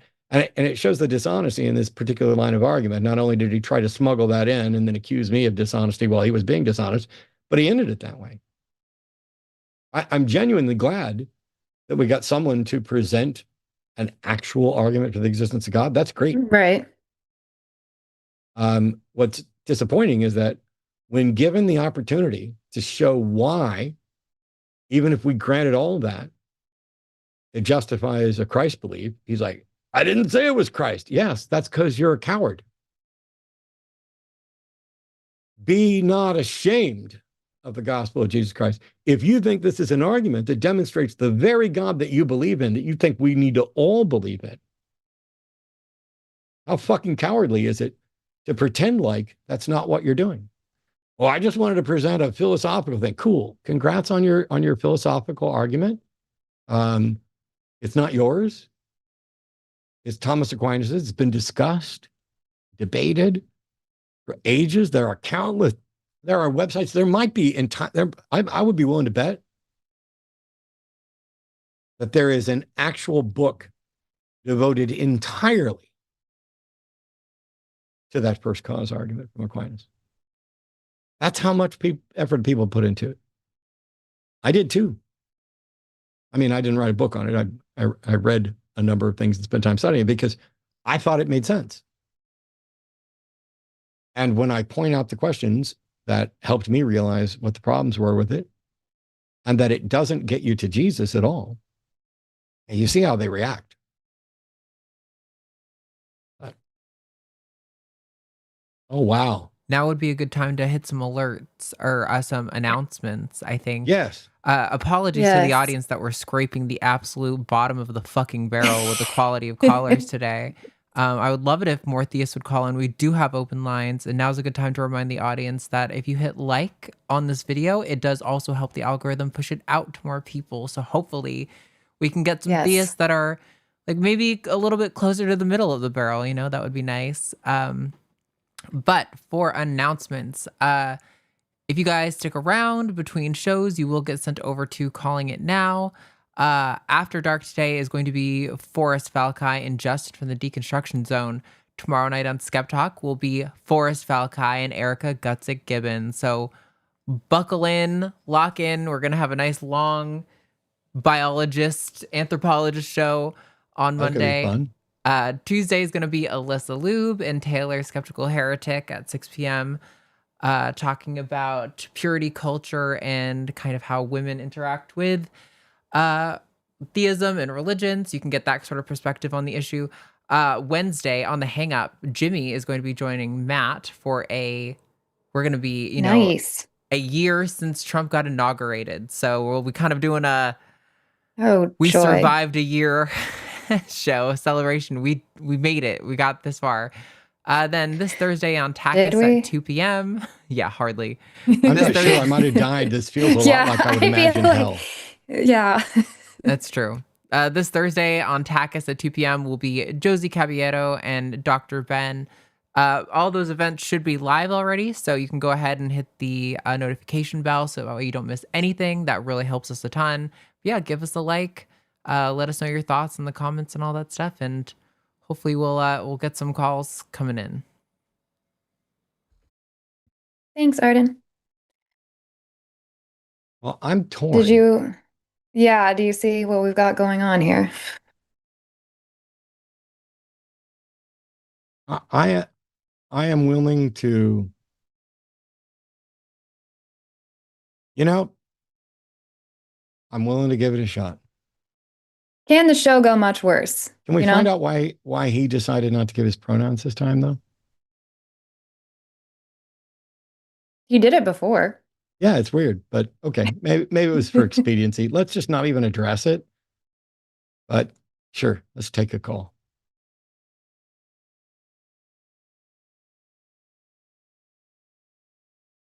Hey, Clay, you are back again. Hello. Yeah, so the question that we left off at was, can the supernatural be demonstrated as a possibility? Is that correct? You were looking for a yes or no on that. Is that right? Probably. I was Sounds looking about right. for what the justification is for believing that the supernatural is possible. Yeah, okay. Yeah, so I mean, that would go into just the evidence side of the question, right? Just like, what is the evidence, right? Same type of question, just to clarify. The question is what the question is. Make your case for why the supernatural should be considered possible. Okay. I mean, just answering that question, the cosmological argument, that alone would answer, from my point of view, that question sufficiently. So first of all, as I mentioned when you tried this earlier, there is no the cosmological argument. Cosmological arguments are a category of arguments. And while some of them, what is your cosmological argument for the possibility of the supernatural? Because I'm not aware of a single cosmological argument that has as its conclusion, therefore, the supernatural is possible. The Kalam variation. No, the conclusion of the Kalam argument is, therefore, the universe had a cause. The Kalam cosmological argument doesn't ever mention the supernatural or the possibility of the supernatural. It concludes a cause outside of time, space, and matter. No, it doesn't. That's something that people add to it. But even if something was outside of time, space, and matter, that doesn't mean that it is supernatural. You're right. It means it's timeless, spaceless, and immaterial. Correct. So what is your demonstration that the supernatural is possible? I mean, those attributes are inherently supernatural. What is your demonstration that those attributes are possible and that they are inherently supernatural? Is that just a definition that you're using? Yeah, what I just said, yes. Okay. So if you want to clarify what it is, like how it's not, I'm trying to understand that, I guess. Something timeless, spaceless, immaterial is something timeless, spaceless, immaterial. That is the definition of something that's supernatural inherently. Okay. I don't know that that is something that is the definition of something supernatural, but what is your demonstration that it's possible for something to be timeless, spaceless, and immaterial? Beginning of time, space, and matter. What's your demonstration that began? The cosmic radiation background. I mean, all the evidence for the Big Bang itself. That's the Big Bang is not a demonstration that something timeless, spaceless, and immaterial began. You're right. It is a demonstration that time, space, and matter began. It is not a demonstration that time, space, and matter began. The Big Bang cosmological argument and the science that supports it talks about an expansion and does not make and cannot make claims prior to the Planck time. I mean, it's an inference to the best explanation based I off. don't care. I don't care. Currently you don't observable. get to infer to the best explanation and say that means the supernatural is possible. Well, then you don't get to do any kind of science. That's how science. No, that's not what science is. Science is not abductive. Yeah, we use the cosmic radiation background. No, as an I'm example sorry, to Clay. infer You're talking about an abductive argument, and that's not science. That is how we concluded that the Big Bang itself happened. Now, originally, we didn't observe the Big Bang itself. Now we're beginning to. But the Big Bang, the science for the Big Bang is a model that explains the expansion, not the origin. Right, but from the origin, we can make certain conclusions as discussed earlier in this call. We cannot conclude that there was in fact an origin. We can only conclude. Right. How do you determine that the universe did not always, that the matter and everything else that expanded did not always exist in some form? Because that's just not what the best current science tells us. It doesn't tell us that. It says that it did in fact have a beginning. Thank you for your admission that you have no argument, Clay. Appreciate you calling back. Clay, can I ask a question real quick? Yeah, go for it. No, answer promise. Yes. Is this why you believe in a God? I can't remember. Sorry, we've had a lot of calls. You're a Christian, right? Yes, and it's one of the reasons, yes. Okay, if you were wrong about all of these, about this specific point that you're making here, would you still believe in a God? I guess it depends on how I'm wrong, possibly. I mean, I'm open to being wrong. Right, but that's not my question. My question is, if you were wrong about this, if what you're saying proves the supernatural, in fact, does not, do you still believe that a God exists? Honestly, I don't know. So if the Big Bang isn't true or weren't true, would I believe no, that God no, exists? That's not what I'm saying. Okay. That's not what I'm saying. Because you're using all of this to try to convince us that the supernatural does exist. If you suddenly were not convinced that the supernatural exists, if you became unconvinced about the supernatural, would you then say that you're not a Christian anymore? If this specific reason, this NDE that you've then taken us all the way over to the Big Bang, would you say, you know what, this is it for me? Like, would you be able to admit that, or would you continue believing for other reasons? Yeah, there would be other reasons that I would believe for.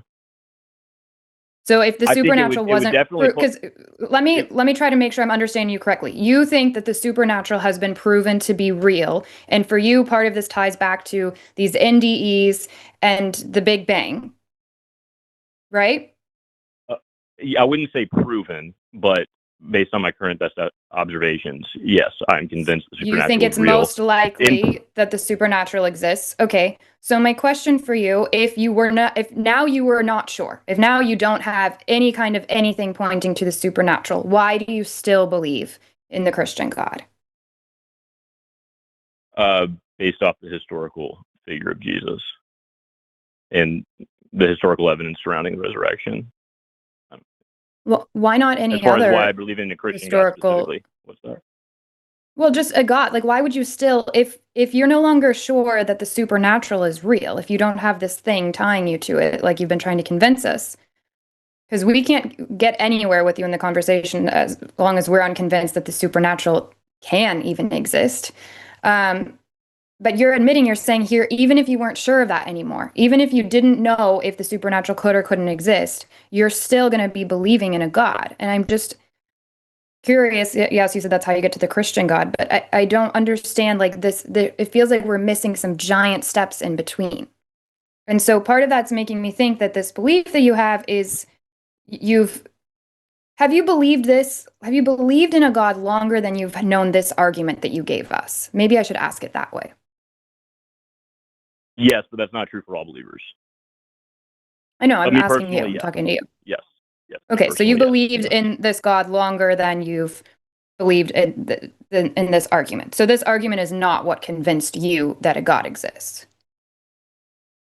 Well, it actually is, but I didn't fully comprehend or intellectualize the argument. I remember just thinking about it when I was 4. I didn't know what it was called or what it meant, but I remember, and I know I was 4 because of where I was.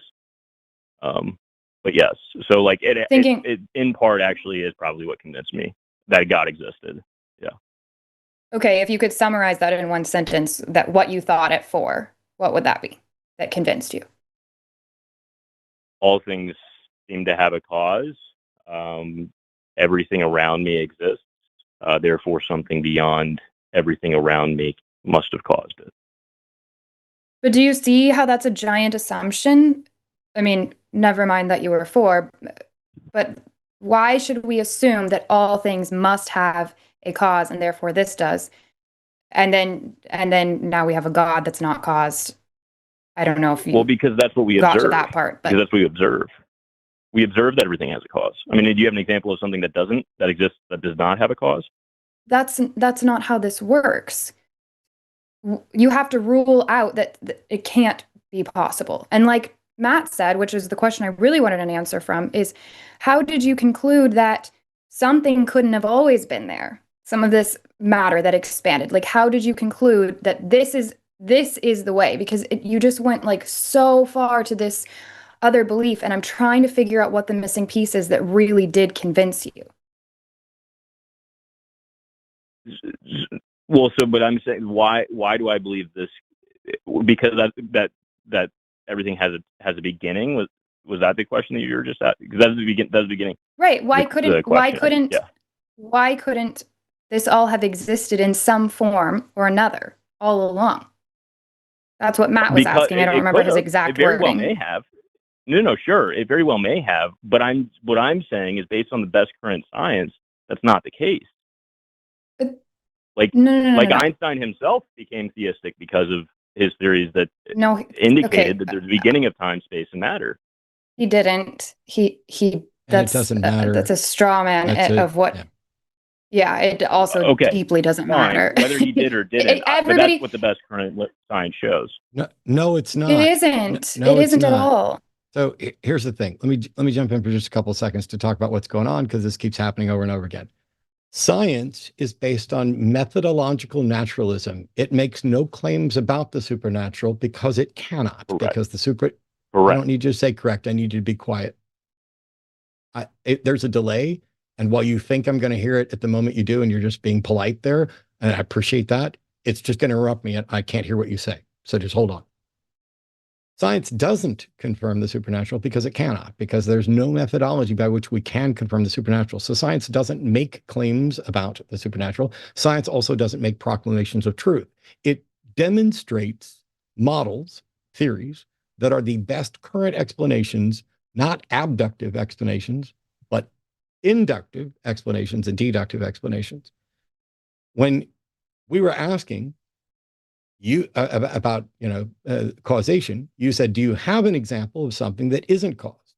Well, that is shifting the burden of proof, and it is a fallacious implication that everything should be viewed as caused until you demonstrate something that isn't caused. Well, that's not the way that works. That's the black swan fallacy. That's basically what Promise was telling you about. But also, you're here asserting that you have found an uncaused thing. So you shifted the burden of proof and asserted a very thing that you cannot demonstrate. And then you keep saying, this is the best current scientific explanation. No, the best current scientific model of the expansion of the universe makes no claims about the origin of the universe, natural or supernatural, because it cannot. And you and theists generally who make these arguments are adding to science.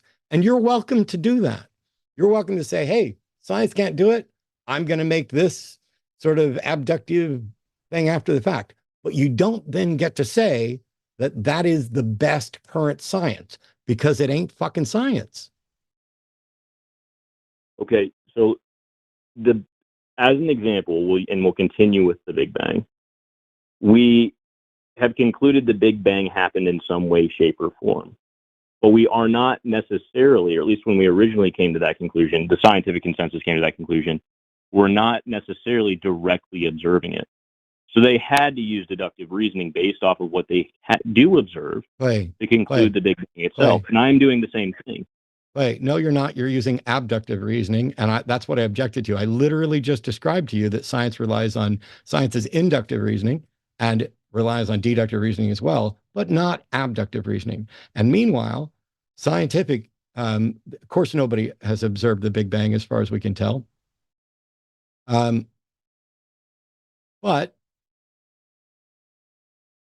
whoops. It's not science to say, because science cannot tell us about the origin of the universe, we can just decide, hey, the best science is that it had a cause and that cause is God. You have left science behind, which you are wont to do. You can do that. You can say, hey, science doesn't go far enough. It's, it won't answer this question, and that's not satisfying to me. And so until science is able to do better, I will just go ahead and say, I think this is the best explanation. And you can do that all day long. And my only objection would be, I don't agree with you. But what you seem to be doing is repeatedly refusing to do that and instead asserting that it's science. Well, it's the best thing we can come up with that's consistent with science. No, it's not consistent with science, because science isn't even willing to acknowledge that the supernatural is possible. And that's why we're back to the very beginning of what I asked you that you called back, which is, where's the demonstration that the supernatural is possible? So you finally caught up to my objection. I actually agree with everything you just said. Good, I just want to make it clear. Correct. What's that? Then you're finally correct. Yeah. Well, but the clarification of what I'm saying is, you're right. Science does not say that God does exist positively. That is true. And it only goes so far in terms of its explanatory power. What I am saying is, based off of the current explanatory power that it holds and what I observe of that explanatory power, I view it to be reasonable. Yes, I don't care. One additional to you, right? I don't care. I asked you, what's the justification that the supernatural is possible? I don't care that you personally determined that it is. I want the justification. And you said you could do that. And now that I have absolutely fucking schooled you, now you agree. And now you just say, well, it's just my opinion that that's the right answer. Cool story, bro. No, but I don't see how that's not justification, though. The same way in which the cosmic radiation background is justification for the origin of the universe. What I'm saying is the origin of the universe is justification for a cause, God. What is the justification that the supernatural is possible? For supernatural. Yeah. What is the justification? That's it. What is the justification that the supernatural is possible? The cosmic radiation is justification. There's the beginning of cosmic radiation is not. Do you have some evidence that cosmic radiation is supernatural in nature or in source? It in and of itself, and what it indicates. Do you have some justification that the cosmic background radiation is supernatural in nature or in source? I guess I don't really understand how it's correct. You don't understand, which is why you're wrong about God and causation. You have no justification. So, you have no justification. Okay. You have no justification, just like science has no justification for asserting that the supernatural is possible. But you're uncomfortable. I'm sorry, I'm still talking, and I'm going to be talking, so just hold on. Okay. You're uncomfortable with the fact that science has limits. You'd like to have an answer to the things that science humbly acknowledges it cannot answer. But you don't want to appear unscientific, so you just pretend that your view is consistent with science. And it's consistent in the fact that science will not and cannot contradict it because science doesn't make claims about the supernatural, which is why I asked probably 40 fucking times over 2 calls, what is the justification that the supernatural is even possible? And a moment ago, after walking through all this and getting you to agree to all of it, you said the cosmic microwave background radiation. So my question is, if the cosmic microwave background radiation is justification that the supernatural is possible, what is your justification for saying that the cosmic microwave background radiation is either supernatural in nature or source? And you don't have one. No. So the cosmic radiation background is justification for the beginning. The beginning is justification for the supernatural. That's what I'm saying.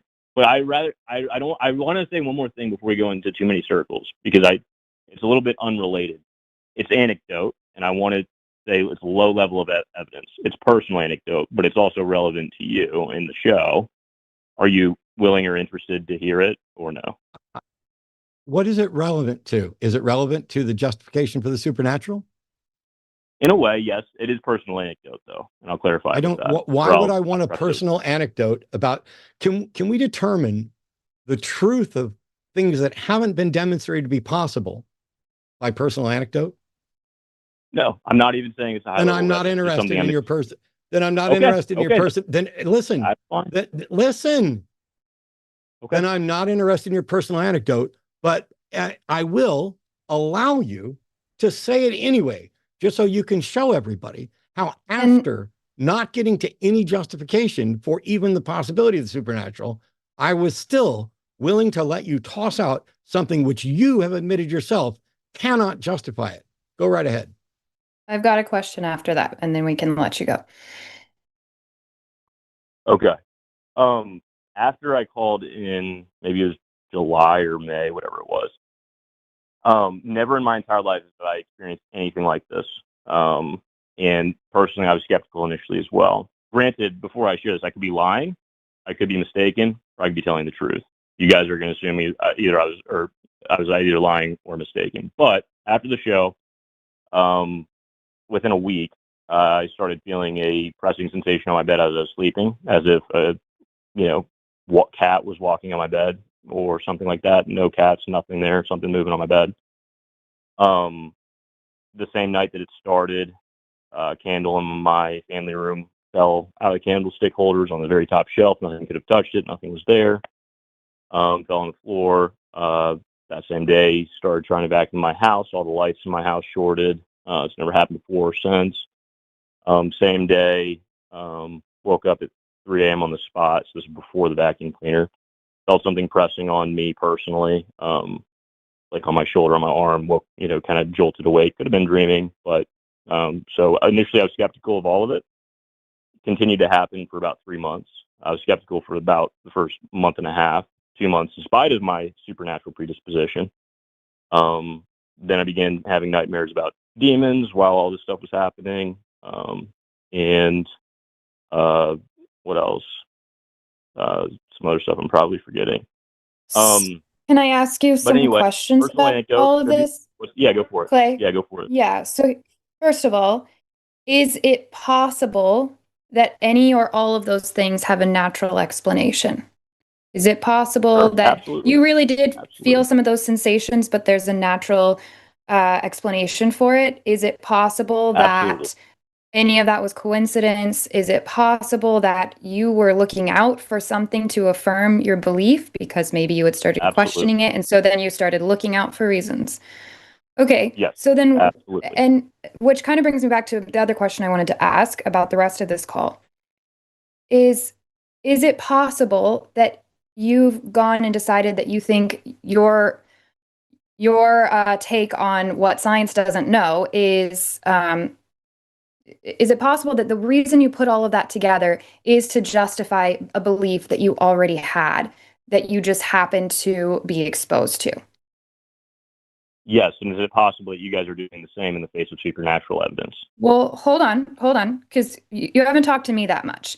I don't currently hold belief that the supernatural exists, but I would happily change my mind. It would be so much more fun if I could believe in something supernatural. Like there's all kinds of fun supernatural things I can think of, but I don't currently believe that they exist because we still haven't gotten to a reason why I should believe that the supernatural exists. And I don't want to put out a belief in something that's not rooted in reality. So I've got to know that it's based in reality first. I'm open to whatever. That's why I do this show. I'm not afraid. Nothing bad can happen on the show. The worst thing that could happen is I'm wrong again in life, and everyone sees it, and I change my beliefs accordingly. So this has nothing to do with that. So I have nothing to lose here. And I don't have beliefs. Like I have a lack of belief when it comes to this specific topic. So you can't really compare the two. I'm not worried about it. I'm not actively holding a belief that the supernatural does not exist. I just don't happen to believe in it right now because I don't have a good reason to. So for you, again, back to what I appreciate you answering, you said that there is a chance. There is a chance that you are just trying to justify a belief that you already happen to be exposed to and believe in, and that you're, looking for reasons to continue believing in that. I would ask you why you're comfortable with that. Well, because, and originally I was viewing it through that lens. Am I just looking for things to justify what I already believe? After enough personal evidence, right? And I think you're saying the same is true for you, right? If you were to see enough personal evidence, eventually No, because just so you know, I have weird stuff happen to me all the time. I have all kinds of weird stuff in my brain. I have a thing about my brain that makes me think all kinds of weird stuff is happening. Where I put this and I notice everything. I'm hypervigilant. Honestly, to me, what you're describing sounds a lot like what I figured out was religious trauma that I suffer from. But that's not my call to make. I have weird things happen. Things fall off of shelves. Literally, I'm just now remembering I made a video about it once. There was a book that kept falling off the shelf and it opened to this picture. And I made a video talking about that and how weird things do and can happen and what should we do with that information. But that doesn't. So then I would ask you ask you the same question. Is it possible then, because of predetermined points of view, that you're ignoring possible evidence that could actually be something else? Is that possible? No, because I haven't concluded anything. Yeah, we haven't concluded the supernatural isn't real or isn't possible. We just haven't seen sufficient evidence to think that it is possible. You said when you were recounting your personal experiences, a candle fell, and then you said, and nothing touched it and nothing was there. How did you determine that nothing touched it and nothing was there? Based on what the best observations of the environment were at the time. So you didn't see any. So you didn't see any. So you didn't see. So you didn't see anything, and therefore you concluded that nothing touched it. So you have a flawed conclusion. You are willing to reach conclusions on insufficient evidence. Today, while we were downstairs, there was a stack of plastic tubs, and I had stacked the lids on top of those plastic tubs, and we were sitting in the living room and they fell over, and no one and nothing that we saw had been anywhere near those tubs within 10 or 15 seconds. But the reality is those tubs are unstable. And when the dog had walked by and a breeze was created, I hadn't stacked them very well. I'm telling you what I think the best explanation is. I cannot confirm this is exactly the explanation. They started to slide, steadied themselves because it was a stack of like 9 lids to plastic tubs. And then eventually, as they continued moving gradually, they cascaded over. And then Arden and I said, what was that? What happened there? I inferred the most reasonable conclusion based on what? Based on what I'd seen in the past over and over again, and based on what I had observed already, that the dog had walked by 15, 20 seconds before, and while I didn't observe movement, that is a reasonable explanation. Is it possible that it could have been a ghost and I just didn't notice? I don't know whether or not a ghost is possible because nobody's demonstrated the possibility of supernatural. I haven't ruled it out. You don't know that it wasn't me time travel, or what do you call it? Me traveling from Finland through thin air and popping up and knocking something over in your house and then popping back over to Finland. You know, maybe I have special superpowers. Countless miraculous, in violation of natural understanding things to explain the unknown. The question is, you're right. What's the justification for those explanations? And in our case, until somebody demonstrates that the supernatural is possible, it's not even a candidate explanation. We would rather say, I don't know what caused that, than go, well, it's probably supernatural. Right. And Clay, that's what I was going to say. I've had things happen that to this day, I have no idea what that was. No idea. Yeah. And at the time, I thought it was something supernatural. And I told everybody it was the supernatural. And I was convinced that it was the supernatural. If you ask me today, I say, I have no idea. I don't know if I'm remembering that correctly. I don't know if it was magic. I don't think it was, but I don't know. And I look back on all the times in past history when people were looking at lightning bolts and saying that it came from a god, and then turns out, actually, we figured out what that was. Yep. And there's so many times throughout history where people have been convinced something was supernatural, and then we learn more about the world and we find out. And so I would much rather just say, I have no idea what that was. I'm totally comfortable with that. It doesn't make sense for me to say, you know what, it must be something supernatural, even though it could have been something natural. And now I'm going to make up a story for that too. And it must be this specific supernatural explanation. That's just telling stories. It's just creating stories to try to comfort yourself for the fact that you have to sit with something you just don't know, because we're humans. We want to know as much as we can so we feel safer. But sometimes you just don't know something, and being honest about it opens the door for you to someday find out what actually was true, what actually did happen, rather than filling in the blank now and stopping yourself from ever finding out truth. I'm going to add one quick thing, and so then I'm going to add one quick thing and let you respond, just because it popped in my head when Promise said it. I would recommend that you go watch Tim Minchin's Storm, which is a great song poem about the sort of credulity that you're engaged in. But there's a great quote in there which says, throughout history, every mystery ever solved has turned out to be not magic. That, if you're going to engage in this sort of abductive reasoning towards the best explanation, at least that on its own demonstrates that until you demonstrate that it's possible and then that it's probable, it shouldn't even be viewed as a candidate explanation. And abductive reasoning would lead one who is reasonable to conclude that it's probably not magic. Gotcha. So Promise had mentioned, or Promise, you just mentioned that, sure, it could be. Could there be a ghost? Could there be a supernatural cause? You said sure, but you're not convinced by that. So the answer, we are both answering yes to the original question, but the threshold is different for each individual as to what would be convincing, and at what point would the supernatural Clay, that wasn't my question. You. So you guys have said my before, question is that Clay, my question for you was, why are you comfortable filling in that gap? I'm not comfortable filling it in. Based off of all, because it makes the most sense to me based off of all of it, all that I can possibly observe.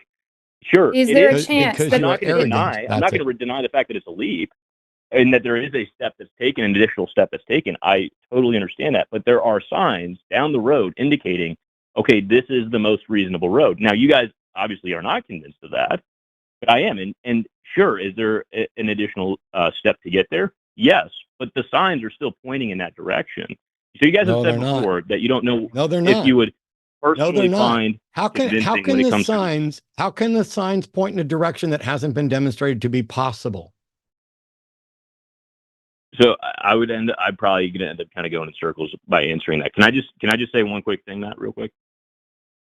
So with I guess you've said before that you don't know what you would personally find convincing when it comes to the evidence for God, and are unable to contemplate a hypothetical for such evidence. And to me, this indicates that it is possible that such evidence does actually exist, but you've missed it. Oh, no, Clay, please don't. You're about to fuck up real big. Because now what you're doing is, instead of presenting the justification, you're going to suggest that maybe I'm just unwilling to present to consider the evidence, and it exists. If it exists, fucking show it.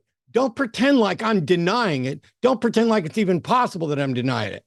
You haven't demonstrated and cannot demonstrate that your fucking conclusion is even possible, and you cowardly, instead of acknowledging that, want to pretend that maybe it's the case that you're the rational one by making a leap you can't justify, and I'm the irrational one because I'm denying the evidence that neither you or any motherfucker in history can present. Why can't you guys put up or shut up? So before I get booted, promise, is it okay if I say something to you real quick? I'm not the only host here, but go ahead. I'll unmute him. You said that it. Am I on still? You're on again. Sort of beat. Yes. Okay. You're here. You said before that, promise, that it'd be nice to believe in the supernatural. That's something that you like.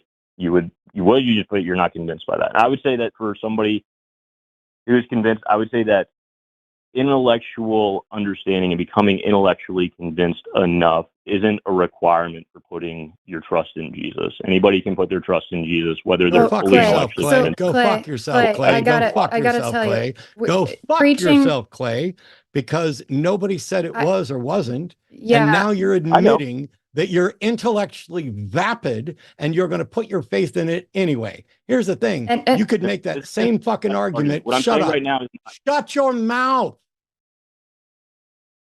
You can make the same argument for any God.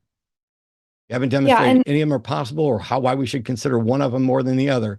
But you're going to sit here and make an emotional appeal to two former Christians. You don't need to have an intellectual justification. Yeah, I do, so that I don't end up like you. I'm sorry, promise. Please continue. I just couldn't let that sit. I do want to be clear about, first of all, if I were to find out that the Christian God actually is real, that would be devastating news. That would be upsetting to me. That's not when I jokingly say it would be fun if the supernatural is real, I mean because I was obsessed with fairies when I was a kid, and I think those are cool. I think unicorns are cute. I think the idea of a spooky ghost, which I don't even...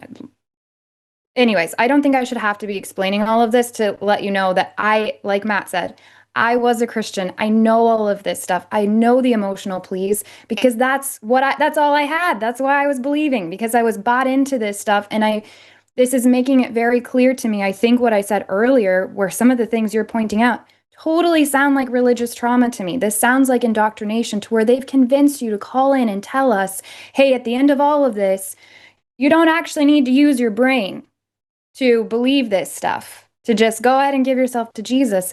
And that is a really sad, sad, sad reason to be following something. And based on this conversation, I actually know that you are more intelligent than that. So they have dumbed you down. By they, I mean this indoctrination has dumbed you down to sound less intelligent than you are, and to defend something that you yourself know is indefensible. So that's why you're here now making an emotional argument. And if that's coming from the place in you where it would be coming from me if I had the audacity to do this as a Christian, then I appreciate that there's some humanity in you trying and maybe being concerned. It's not coming off that way. I'm giving you the biggest benefit of the doubt right now. Go take that concern for humanity and look at the ways that this kind of indoctrination is harming millions of people, and examine your beliefs and see if maybe you're participating in some of that harm by perpetuating it and trying to make arguments like this. I would stand up and give you a standing ovation, but I'm not wearing pants. Thanks, Clay. Goodbye. It's funny that we took 2 calls from Clay, danced all the way around everything, and in the end, Clay's entire position is you don't have to be intellectually satisfied in order to be gullible. Correct. You're correct. That's what I figured out when I stopped believing. I think it's rational to believe in God. Really? How? Well, I don't care that much about whether it's rational. I could just put my faith in Jesus. Yeah. Or you know what? You could put your faith in my big toe there, Chad. You could put your faith in this D20. Roll it. 14. I don't know what it means, but you can make up whatever it means because you don't care about reality. All right, we got a couple callers left.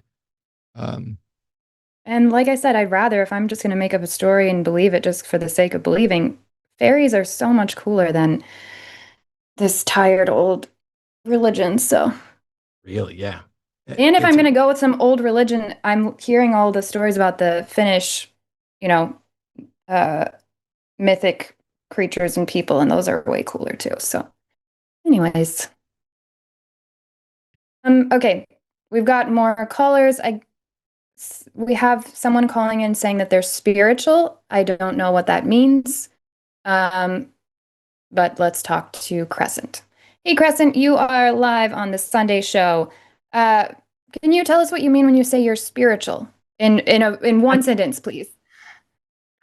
I don't believe in a singular God, but I would believe in some kind of external thing that we can't see or at the moment comprehend. Like the supernatural? You would say you believe in the supernatural, maybe? Yeah, more leaning towards that way. Okay, and it says here you say science has yet to disprove there could be something else. I'm not sure what you mean by that either. So maybe we'll start there. You can explain that sentence. Something else other than what, and fill in those blanks for me, please. So something else that could be like in control, like to a degree. Like to my understanding, whatever we do physically or whatever is already like there's brain activity indicating that's something we're going to do or we're going to think before it even happens. And even if there's like a second delay, it kind of suggests there might be something else, at least from my understanding. Matt, are you following? I don't know if it's me because I'm having a little bit of a hard time hearing tonight. Well, I think I know what she's talking about, but when you say science hasn't disproved something, what conclusion could we reach if science hasn't shown something to be impossible? Does that mean it's possible? It could be, or like... How do you know it could be? How do you know it could be possible? You don't know. Like, it's funny. It's okay, like, then why are you saying it could be if you don't know it could be? Because it hasn't proven that it's not possible. If you haven't proven it's not possible, if you haven't proven something's not possible, is it then reasonable to conclude that it is possible? But is it reasonable, like, just to say it's not at all? I'm sorry. Are you going to answer my question, or are you going to pretend and shift the burden of proof again? It's not reasonable to assume no, but I would say it's not reasonable to assume either. Who's assuming it's not possible?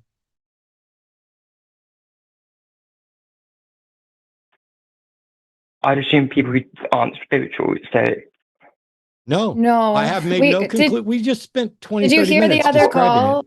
We just said that we just don't believe in the supernatural because we don't have reason to. We didn't say we don't believe it's possible. And you're asserting that it's possible, and your justification is that it hasn't been proved impossible. And when I pointed out, does not being able to prove something's impossible show that it is possible? You said it could be. And I said, how do you demonstrate that? And then you avoided that. So is the supernatural possible? Yes. How do you know that? I think it's possible because I don't know, if that makes sense. So like if I do not know something, then it is possible that it could be. Why does something become possible just because you don't know whether it's possible? If you don't know whether it's possible, couldn't it also be impossible? Yeah. So if something in your head could be possible and could be impossible, how can you conclude that it's possible? Because I don't know that it's impossible. Why aren't you concluding that it's impossible until somebody shows that it's possible? Because it's not been proven to me. You're so close to getting it. I got it. The number of blades of grass on Earth is either even or odd, correct? Yeah. Is it possible that it's something other than even or odd?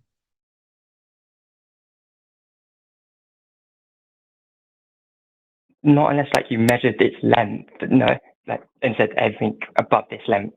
The whole number of pieces of grass is either even or odd, and there are no other possibilities, correct? Yeah. Has anybody proven to you that it's even? No. Do you believe it's even? I've got no idea. It could be. Do you believe, are you convinced that the number of blades of grass is even? No. Does that mean you're convinced it's odd? No. So you are convinced of neither of the only two possibilities, correct? Yeah. That's the position I'm in with regard to the supernatural. You, on the other hand, have decided that you are convinced that it's possible for the exact same reason that you are not convinced that the number of blades of grass is odd. You are holding an irrational position. I also think it could be something that we just don't understand. And I find it sad. I find it incredibly sad that I just walked you through an ironclad logical argument that shows your irrationality. And without even taking a second to think about it, you immediately tried to shift to some other description as well. You believe that the supernatural is possible. You do not believe that the number of blades of grass is odd. You don't believe the number of blades of grass is odd because nobody's demonstrated it, even though it's one of only two possibilities. And you believe that the supernatural is possible because somebody hasn't proved it's not. You are engaged in fallacious, irrational justification. I would ask then, I think so. what's the real reason? I would ask then, what's the real reason that you think it's possible? I'm happy to admit that the reason I think it's possible is because that's what I prefer. But I said I think there's two options, and one of them is more scientific, and it's just our lack of understanding. And it's in however many years. This is weird. What different decades? Which one's more scientific, and why? It's more that it could be that we've the simulation theory kind of idea about no. Technology. Science. Do you understand that science makes no claims about the supernatural because it cannot? Sorry, could you repeat that? Are you aware that science makes no claims about the supernatural because it cannot?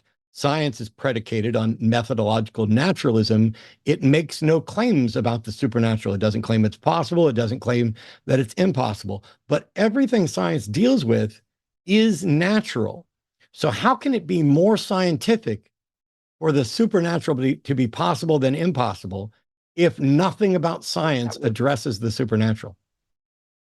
No, that idea would disprove this spiritual stuff and explain it in a science it's been programmed, and that's why there's the delay in our consciousness, because whatever's going on that we don't understand yet is. I apologize. I give up. Promise. I thought I had the most straightforward, obvious, but Crescent just keeps going off on tangents and avoiding the question. So I got nothing else for this discussion. There may be a better way to get to what their issue is, but I don't know it. Yeah, I don't. After not following, I feel like Crescent, you acknowledged what Matt was saying. He talked to you about the blades of grass, and you were totally getting it.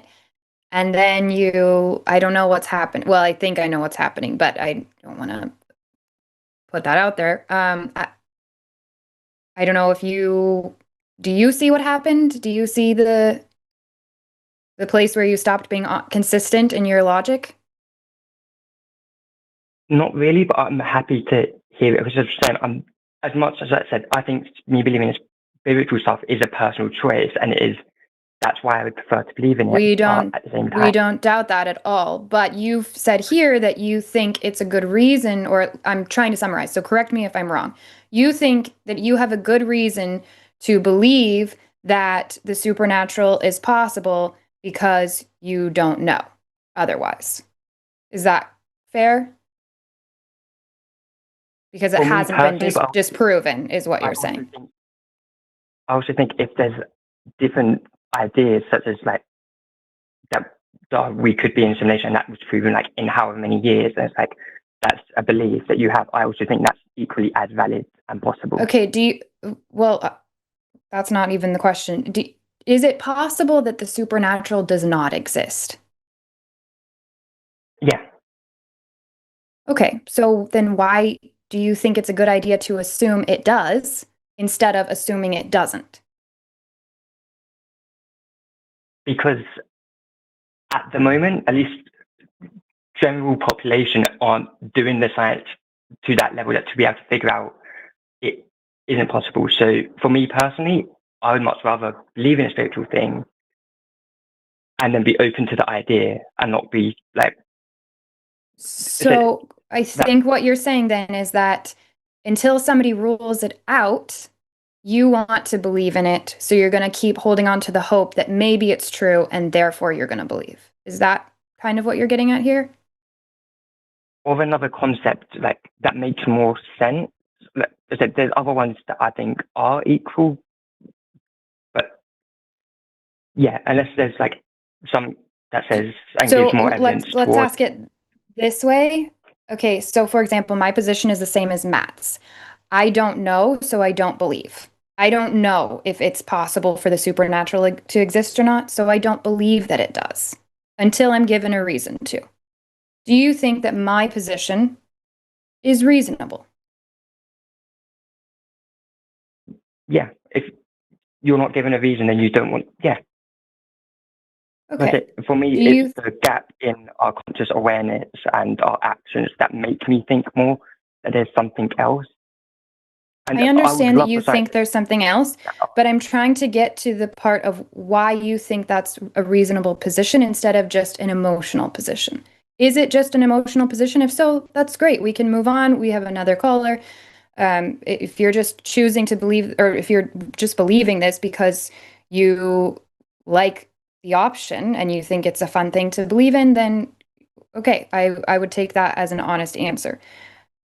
But you called in kind of saying that it has yet to disprove, so you kind of said in the beginning, if I'm remembering correctly, you stated it more as though like you have a more reasonable position than I do. No, I don't think your decision is unreasonable. It was more that this is a possibility because. But do you know for sure that it's a possibility? That's what we still haven't gotten to. Until it's shown to not be, I think anything could be possible until it's proven not to be. I'll try to walk you through a different version of what Matt said. And I think if we don't get it after this, let's move on. If a child does not know if it's possible that they can fly, that they can grow wings and fly, does that mean that it's possible because they don't know? So whenever someone says something to me, I'll look for any way that different ways. No, they cannot by themselves. Let's start here. Do you think a child can grow wings and fly? No. Okay.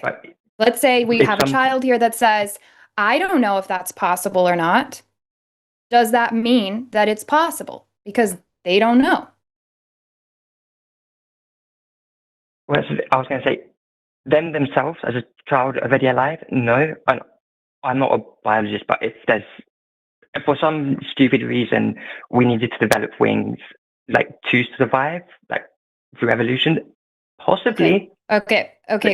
Let's try. Watching This kid is sitting right here, and this kid says, I don't know if tomorrow I could grow wings and fly.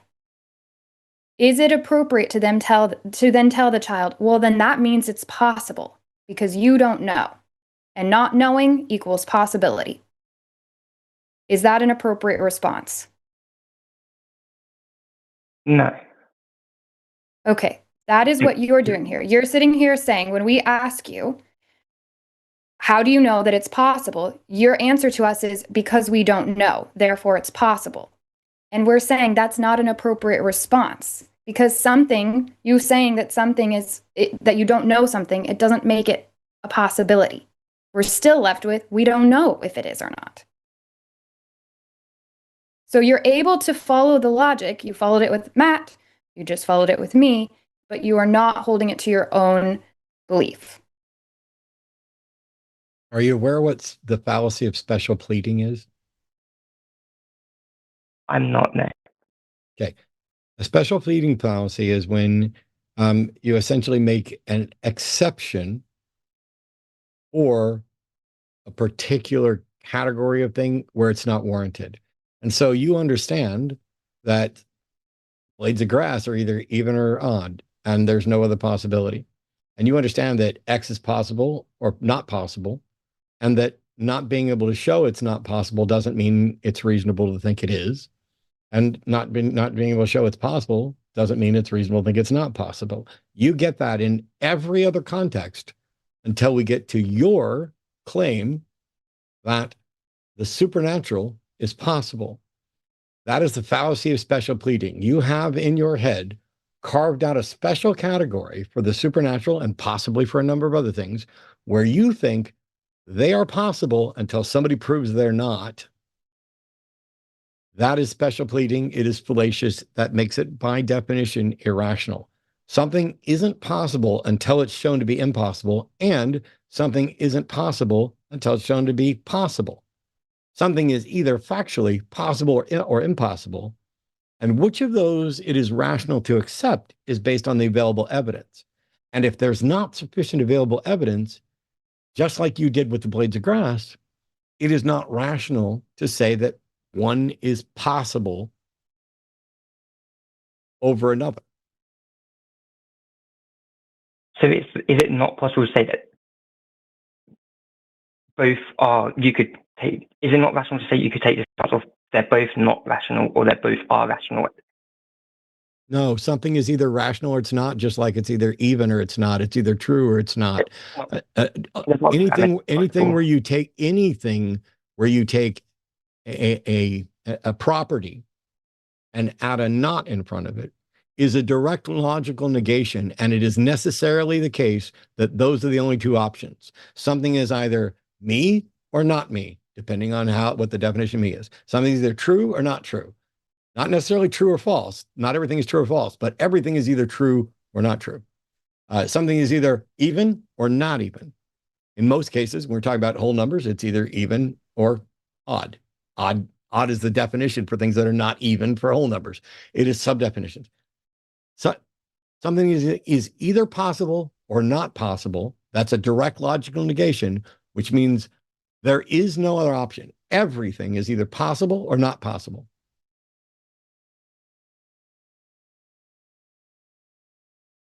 Okay.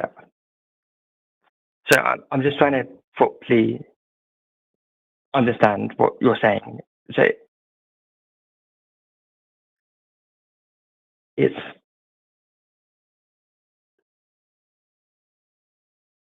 it's not rational to say that either one is possible or not possible, because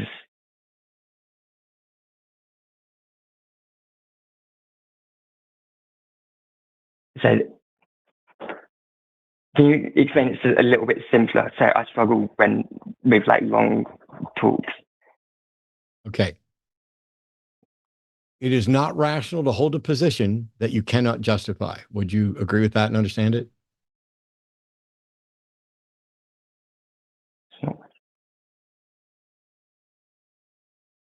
Yes. Okay. I'd also say it's not rational to hold a position that, oh, wow, how do I do this? So it's not rational to hold a position that you can't justify. Can you justify? Yeah. And by the way, if you attempt to justify a position fallaciously, that is also irrational, correct?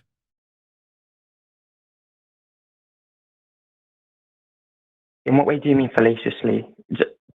I'm not trying to just like throw it off. Logical fallacies merely mean that your argument. So a logical fallacy is an argument where premises lead to a conclusion. If the structure of the argument is invalid, that means the conclusion cannot be determined as true or false. Okay, yeah. Okay. So irrational arguments aren't sufficient to, cannot be sufficient to justify a position. An unjustified position is irrational to hold. If there is no rational justification for claiming that something is possible, then by definition, it is irrational to hold the position that something is possible, right? Yes. Okay, but that's what I'm saying. If it wasn't for the layer in conscious awarenessness to what we're doing, what the fuck does it? Okay, Crescent. Every single bit of science about the delay in conscious awareness is way, and I'm sorry to say this, I'm not trying to be a dick, way beyond your comprehension, and by an order of magnitude or two.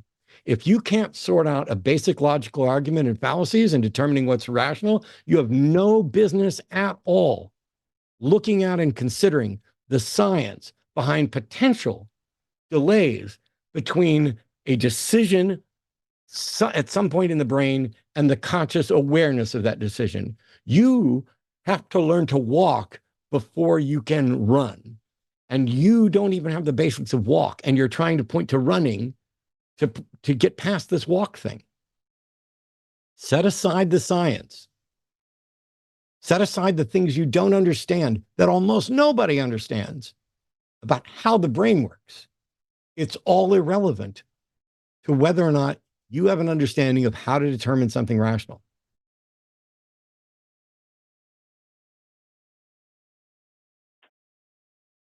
Okay,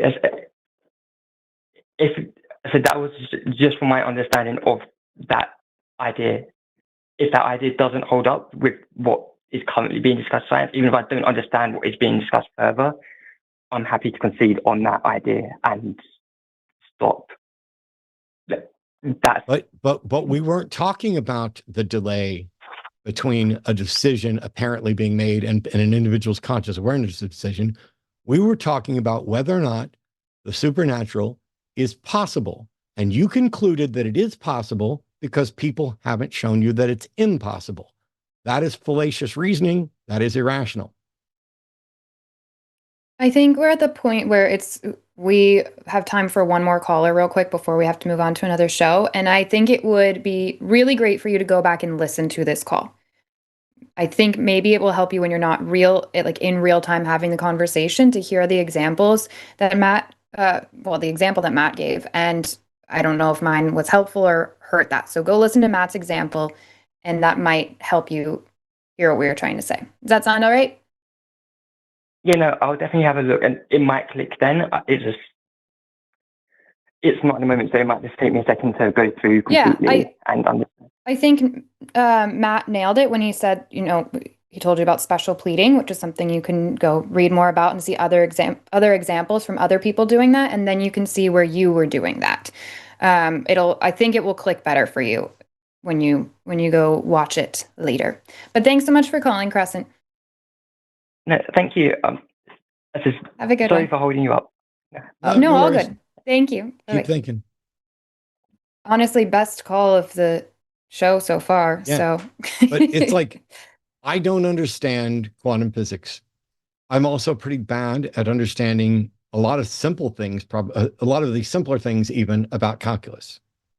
But I did great in math and algebra and trig, the ones I took and understood. But if I didn't understand that in base 10, 2 plus 2 equals 4, it is absurd for me to spend time trying to solve differential equations, or to be sitting around suggesting, but I know that I don't understand the whole 2 plus 2 equals 4 thing, but don't differential equations suggest that that's not the case. No, please stop. I appreciate the interest. Interest is awesome, but there are processes you can go, and you have to build up to it. Yeah. And it starts with being consistent on how you're thinking, which is, I guess, the main theme of that call that we were trying to point out. We've got time, depending on how it goes, for one more. Shall we talk to Ezekiel real quick? Yep, yeah, this might go really quickly. And hey, Ezekiel, you're live on the Sunday show. Yeah. It starts with being consistent on how you're thinking. I'm Ezekiel, sorry, Ezekiel. The main You need to mute turn you. off. You need to turn off the show and catch up. I'm going to unmute you now, but you got to have the show turned off. Yeah, this might go really quickly. All right, now I muted him because he's clearly not paying attention and just has the show playing. Great. Shall we talk to Ashton? Yeah, maybe if we talk to Ashton and put Ezekiel back in the queue, Ezekiel will hear that we tried to take the call, and then maybe we can get back to Ezekiel. Oh. And Ezekiel hung up. Yeah, great. So let me hit this real quick. Ezekiel, if you're listening to this, you said there's new evidence of God in Ethiopia, carbon dating in regards to dinosaurs. You can't carbon date dinosaurs in the sense that we typically refer to. I mean, technically, you could say birds are dinosaurs if you want to. Birds are reptiles. Reptiles are dinosaurs. But when you're talking about actual dinosaurs, carbon dating has a limit to how far back in history you can actually date. And carbon-14 dating is not useful at all for dating what people typically refer to as dinosaurs. I already took Ashton's call, so I just had Ashton on mute. Ashton, sorry about that. I took the call too early. You are live with Matt and Promise. How are you? I'm fine. How are y'all? Exhausted. Yeah. No, I was wondering what the differences between agnosticism and atheism were. Oh, okay. Do you believe in the theory of evolution? Yes. Cool. Do you believe that I'm an actual human being? Yeah, I do. Do you believe your mom loves you? Yeah. Do you believe in God? I have no proof that God exists. How weird. No reasonable. How weird. Yeah. That you couldn't just say yes or no. Are you convinced that God exists? No, I'm not convinced. Okay. Belief is the state of being convinced that something is true or likely true. So, do you believe that a God exists? No, I do not believe a God exists. So, on the question of God, you are a non-believer. On the question of does your mom love you, you're a believer. Do you know that your mom loves you? No, I don't know that. Cool. So, on the question of your mom's love, you believe she loves you, but you don't know, which means that is analogous to atheistic and agnostic. Agnostic means you do not know. Right. So that's it. No, can you continue? Well, that's it. Between a rock and a hard place. I'm an agnostic atheist, if you really want to. Well, I don't know if Matt likes that term, so I won't say that he is that. But I don't know, but I don't believe. I don't believe, so I'm an atheist. Right. I don't know, so you could say that that's the agnostic part of me. But I don't believe, so I'm an atheist, which is the most important part, which is what I tell everybody I am. I am an atheist. Theism and atheism. Theism have to do with and atheism. belief? Yes, theism and atheism have to do with belief. Gnosticism and agnosticism have to do with knowledge. Do you know that evolution is real? I don't know that for sure. Well, then you should go study more because I know it's for real. Yeah, right. And that's a good point. I should do more research. Yeah, it's fine though. It's fine though because you're already accepted. Yeah. So generally speaking, knowledge in philosophy has been defined or described as justified true belief. There are a number of philosophical problems with that definition. I think that the way people generally use the term knowledge, it's about a level of confidence. And so for me, belief is the state of being convinced that something is true. And knowledge is, I am so convinced that it's true that it would be worldview altering to discover that I'm wrong. And so it would be worldview altering to discover that evolution is real. And actually, I know my mom loves me because knowledge doesn't require absolute certainty. And so all you're doing is saying, you know, when you say you don't know something that you probably colloquially know, is that you're not certain, but certainty isn't relevant. And so if you believe something, you're a believer. And if you don't believe it, you're not a believer. Theists are people who believe in God. Atheists are people who do not believe in God. Gnostics, and this is why I promised kind of avoided digging in on this, and this is where I thought you were going, because this is where it can get complicated. If you're not making a positive claim of belief, it may be logically absurd to further expand that non-belief to Gnosticism and agnosticism. So saying you're an agnostic atheist or a Gnostic atheist might be ridiculous, but it depends on definitions. However, on saying you're a theist, that's something you believe. You could be a Gnostic theist or an agnostic theist, which means you might believe there's a God, but you don't know. Or you might believe there's a God and you do know. Similarly, if you're an anti-theist, like you actively believe that there are no gods, you might be a Gnostic anti-theist, meaning that you claim to know that there are no gods, or you could be an agnostic anti-theist. And I am probably, under most definitions, an agnostic anti-theist, which means that while I actively believe there are no gods, I don't claim to know there are no gods. And part of the reason that I hedge on that is because depending on what somebody's personal definition of a God is, like if you say, I think cell phones are God. Well, I believe cell phones exist, so I would have to say I believe in that God. But when we're talking about the God of classical theism and things like that, if you believe my big toe's God, I know my big toe exists, which would make me a Gnostic theist in that sense. But yeah. Okay. I was just wondering because, I mean, how you said your mom loves you. I mean, I would hope to know that my mom loves me, but I don't know that for sure. Okay, let me ask you a couple questions, if I can. Okay. Yeah. How old are you? I'm 21. Do you still live with your mom? Yes. Cool. Have you lived with your mom pretty much your whole life? Yeah. When you think of what it means for someone to love someone, has your mom done all of those or nearly all of those things that you would normally associate with love? Yes, she has. Cool. If we're going to define God, knowledge as justified true belief, which, as I noted, there are problems with, but we'll stick with that for a second, then you have a belief that your mom loves you, and you have a reasonable justification that it is true because your mom has acted consistently for 21 years with someone who loves you, as far as you know. Is it possible that you could be wrong? Yes. Does knowledge mean that you're absolutely certain? No.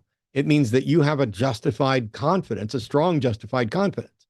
It would be worldview altering for your mom, I would suspect, to walk up to you and say, Ashton, I'm sorry, but I don't love you and I've never loved you. I've been pretending this whole time. That would be not just emotionally crushing, But you probably wouldn't believe that and would be worried about your mom, right? Yeah, I would. Then you know your mom loves you in the only sense that matters. Don't get bogged down in people's concerns about you're not absolutely certain. Correct. Because I'll tell you this, I don't think you can be absolutely certain about anything. And I agree with you on that. There you go. So you know your mom loves you.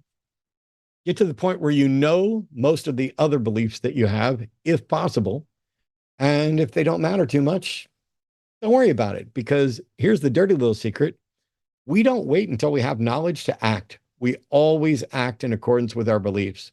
And if you find that you or someone you know either claims to believe something or you actually do believe something and you're not acting in accordance with it, it's because there's something else you believe that has taken priority. For example, if you think it's wrong, if you believe it's wrong to take things that don't belong to you and then you steal something, that doesn't mean you don't believe it's wrong. It just means that you have some other belief that allows you to rationalize. It's wrong, except in this circumstance, or it's wrong, but in this circumstance, I need to do it anyway. I'm going to do it anyway. That sort of thing.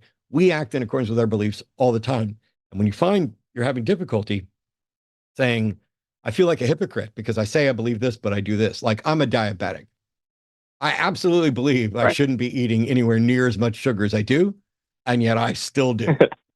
And it has nothing to, it doesn't mean that I'm a hypocrite about the belief. I believe that it's wrong. It's just, I have other beliefs that take priority, which is I believe that my pleasure and happiness takes priority over my health on some occasions because, and this is an incredible rationalization that also happens to be true, my mental health is a real part of my entire health. And when we as people begin to recognize this, then we stop stigmatizing mental health issues. We encourage people to get therapy. We encourage people to get help. We can be more compassionate to people and we can be more forgiving because we are all fuck-ups who are going to fuck up over and over again because our belief network is incredibly complicated. And when you try to simple it down to you're just a hypocrite, that's almost always going to be a problem. To go with Star Wars, only a Sith speaks in absolutes unless they're talking about MAGA, in which case they're absolutely fucking awful. I agree with that. I like that Star Wars that cut in there. That was funny. But awesome. I agree with everything you just said. Then you are closer to right than you thought, Ashton. Thanks. Thank you. Thank you for taking my call. You bet. Take care. Thanks for calling, Ashton. I appreciate the patience. We have we got to end it on a good note. We did end on a good note, yeah. And we run out of calls with a few minutes left to go. So, Arden. Yes. Should we wrap it up and roll it over, or should we take some poll questions in the audience while Promise and I visit for a couple minutes? You guys can take some poll questions if you want. I'll get some. Let me close call in studio. And actually, I'm not sure that I have the swap over set up properly yet. So let me get the redirect set up. But yeah, come up with your poll question. I'll put it in chat. Oh, have you got a poll question? I didn't even think about that part. Maybe I should have said just take super chats from the audience, but yeah. Oh, actually, there are a few more super chats I can run. I mean, I don't want the audience to get too comfortable with that because that's not the norm for the Sunday show, and it's never going to be the norm for the Sunday show. Put up the biggest super chat of the day. Oh, that is an easy one. If it's a question or if it's worth us discussing other than just saying thank you, that would be good. It's not a question, but it was $100 from Narcissa. Or Narcissa, I think is how she asked to have it pronounced. Narcissa. She said, that's 2 p.m. EST is too early and just tuning in. Happy to see Christo Fascist being owned right away. I don't know what time she got in. So much. Thanks for tuning in. Do we have a question at all in the super chats that you can see? Let's see. If not, I have a question for Promise in the meantime. Oh, boy. Do we have a date for your book? Yeah, actually, it's May 26th. It will be out. I was just thinking about that because the last caller that asked, the difference between agnostic and atheist, I write about this in the end of my book, so you haven't seen it yet, but I write about you and how that's how I found out that I was an atheist because you basically said what you just said, but this was years and years and years ago. And I was just like, oh, duh. I felt so stupid. But, the indoctrination had still like kind of wormed its way in there to where I wasn't sitting around wondering like, I wonder if I'm an atheist. I just was sitting around not believing in a God. And you said it so clearly. And I was like, oh, wow. And that changed everything for me because I learned how to be intellectually honest in that moment. And then I wanted to take that as far as I could into everything else. So anyways, I thought that was fun. I don't know if you include this because I'm not aware of which time I was talking about it that you referenced it, but I've said before, I absolutely loved The Amazing Randy. I've been a magician my whole life. I'll be doing a huge stage magic show coming up this summer at a secular convention, which keep listening, you'll hear more about it. I'm working on it constantly and annoying the crap out of Arden on occasion with, ooh, should I do this? How does this look? What's this kind of thing look like? Because I want to put some different stuff in it. But loving magic, I also loved The Amazing Randy and Penn and Teller. And the day Randy quoted me in his newsletter was one of the greatest days of my life, right up there with getting to share a stage with him when we did a magic show and discussion along with Sean Farquhar and Mary Hatfield. But Penn and Teller are the ones that made it okay for me to say I'm an atheist because they were so matter of fact about it. I always, when I got to the point where I didn't believe anymore, it was like, ooh, am I comfortable with that label? I knew what it meant. I knew it probably applied, but am I comfortable saying I'm an atheist? And these two, no matter what else we may agree or disagree on, a huge thank you for them just being out there and saying, hey, there was a show they did that was just to the public. And it might have been the holy polyester trick, but Penn in the powder for it was just like, hey, we're a couple of atheists and blah, blah, blah. And it might have been on an episode of Bullshit. I don't know. But it was like, that made it okay for me just to say it. That is so important. Yeah. To be like, hey, we're willing to take this. We don't even view it as a risk. We're just being honest about who we are. Why are you worried about the risk? And they weren't trying to lecture me on how to do it. They were talking to a crowd. And they're just like, we're a couple of atheists. We're a couple of godless heathens. And I was like, fuck, I can just say that. and that's what did it. Well, and that's what you did for me. And I wouldn't have written this book for many reasons if it weren't for you. But that was arguably one of the biggest, that was a huge deal and a big turning point for the way I think. And I don't know, it was cool to hear that call again and go back to that time in my brain. I remember hearing that and just like I had these same AirPods in and just like everything clicked. Maybe not these exact ones because I think I've broken and lost these, but some form of these. And I, listening and like, oh, that makes so much sense. Which people are asking in the chat. It's not out yet. It's out May 26th, but you can pre-order it, and it actually helps a lot, the pre-orders, because it communicates to the bookstores that it is a book that people want. And the book is called Gospel of Lies, and it's bright orange. It does not hold back, and I really can't wait to see that on shelves in places because it's going to be in the religious section. So, and my last name is Backlund B, so it's going to be right there. And I'm excited for people to be maybe thinking about faith, and then they go to there and they see that book, and I think it could help some people. That's why I wrote it. So anyways, pre-orders are helpful. You can Google Gospel of Lies, Promise Backlund, and it'll come up, or it's in my Instagram bio. I think we have run completely out of time. Art, did you have a super chat that we needed to do? There were no questions. There were and some we're great done. There were some great things. We had no questions. So, yep. So first of all, huge thank you to Promise for joining me again this week. I love it so much when we get to do these shows together. Can't wait till we hang out. I'm going to get to work on that thing that I said I would do. Yes. And huge thank you to Arden and to our call screeners and to everybody who tuned in, to all of our callers, including the ones that called back, including the ones that were contentious. You guys are awesome. And even though it's a hot mess full of really bad arguments and trolls and haters, ain't nothing going to stop us. And they still don't show up with anything substantive. Calling it now is next. Patreon.com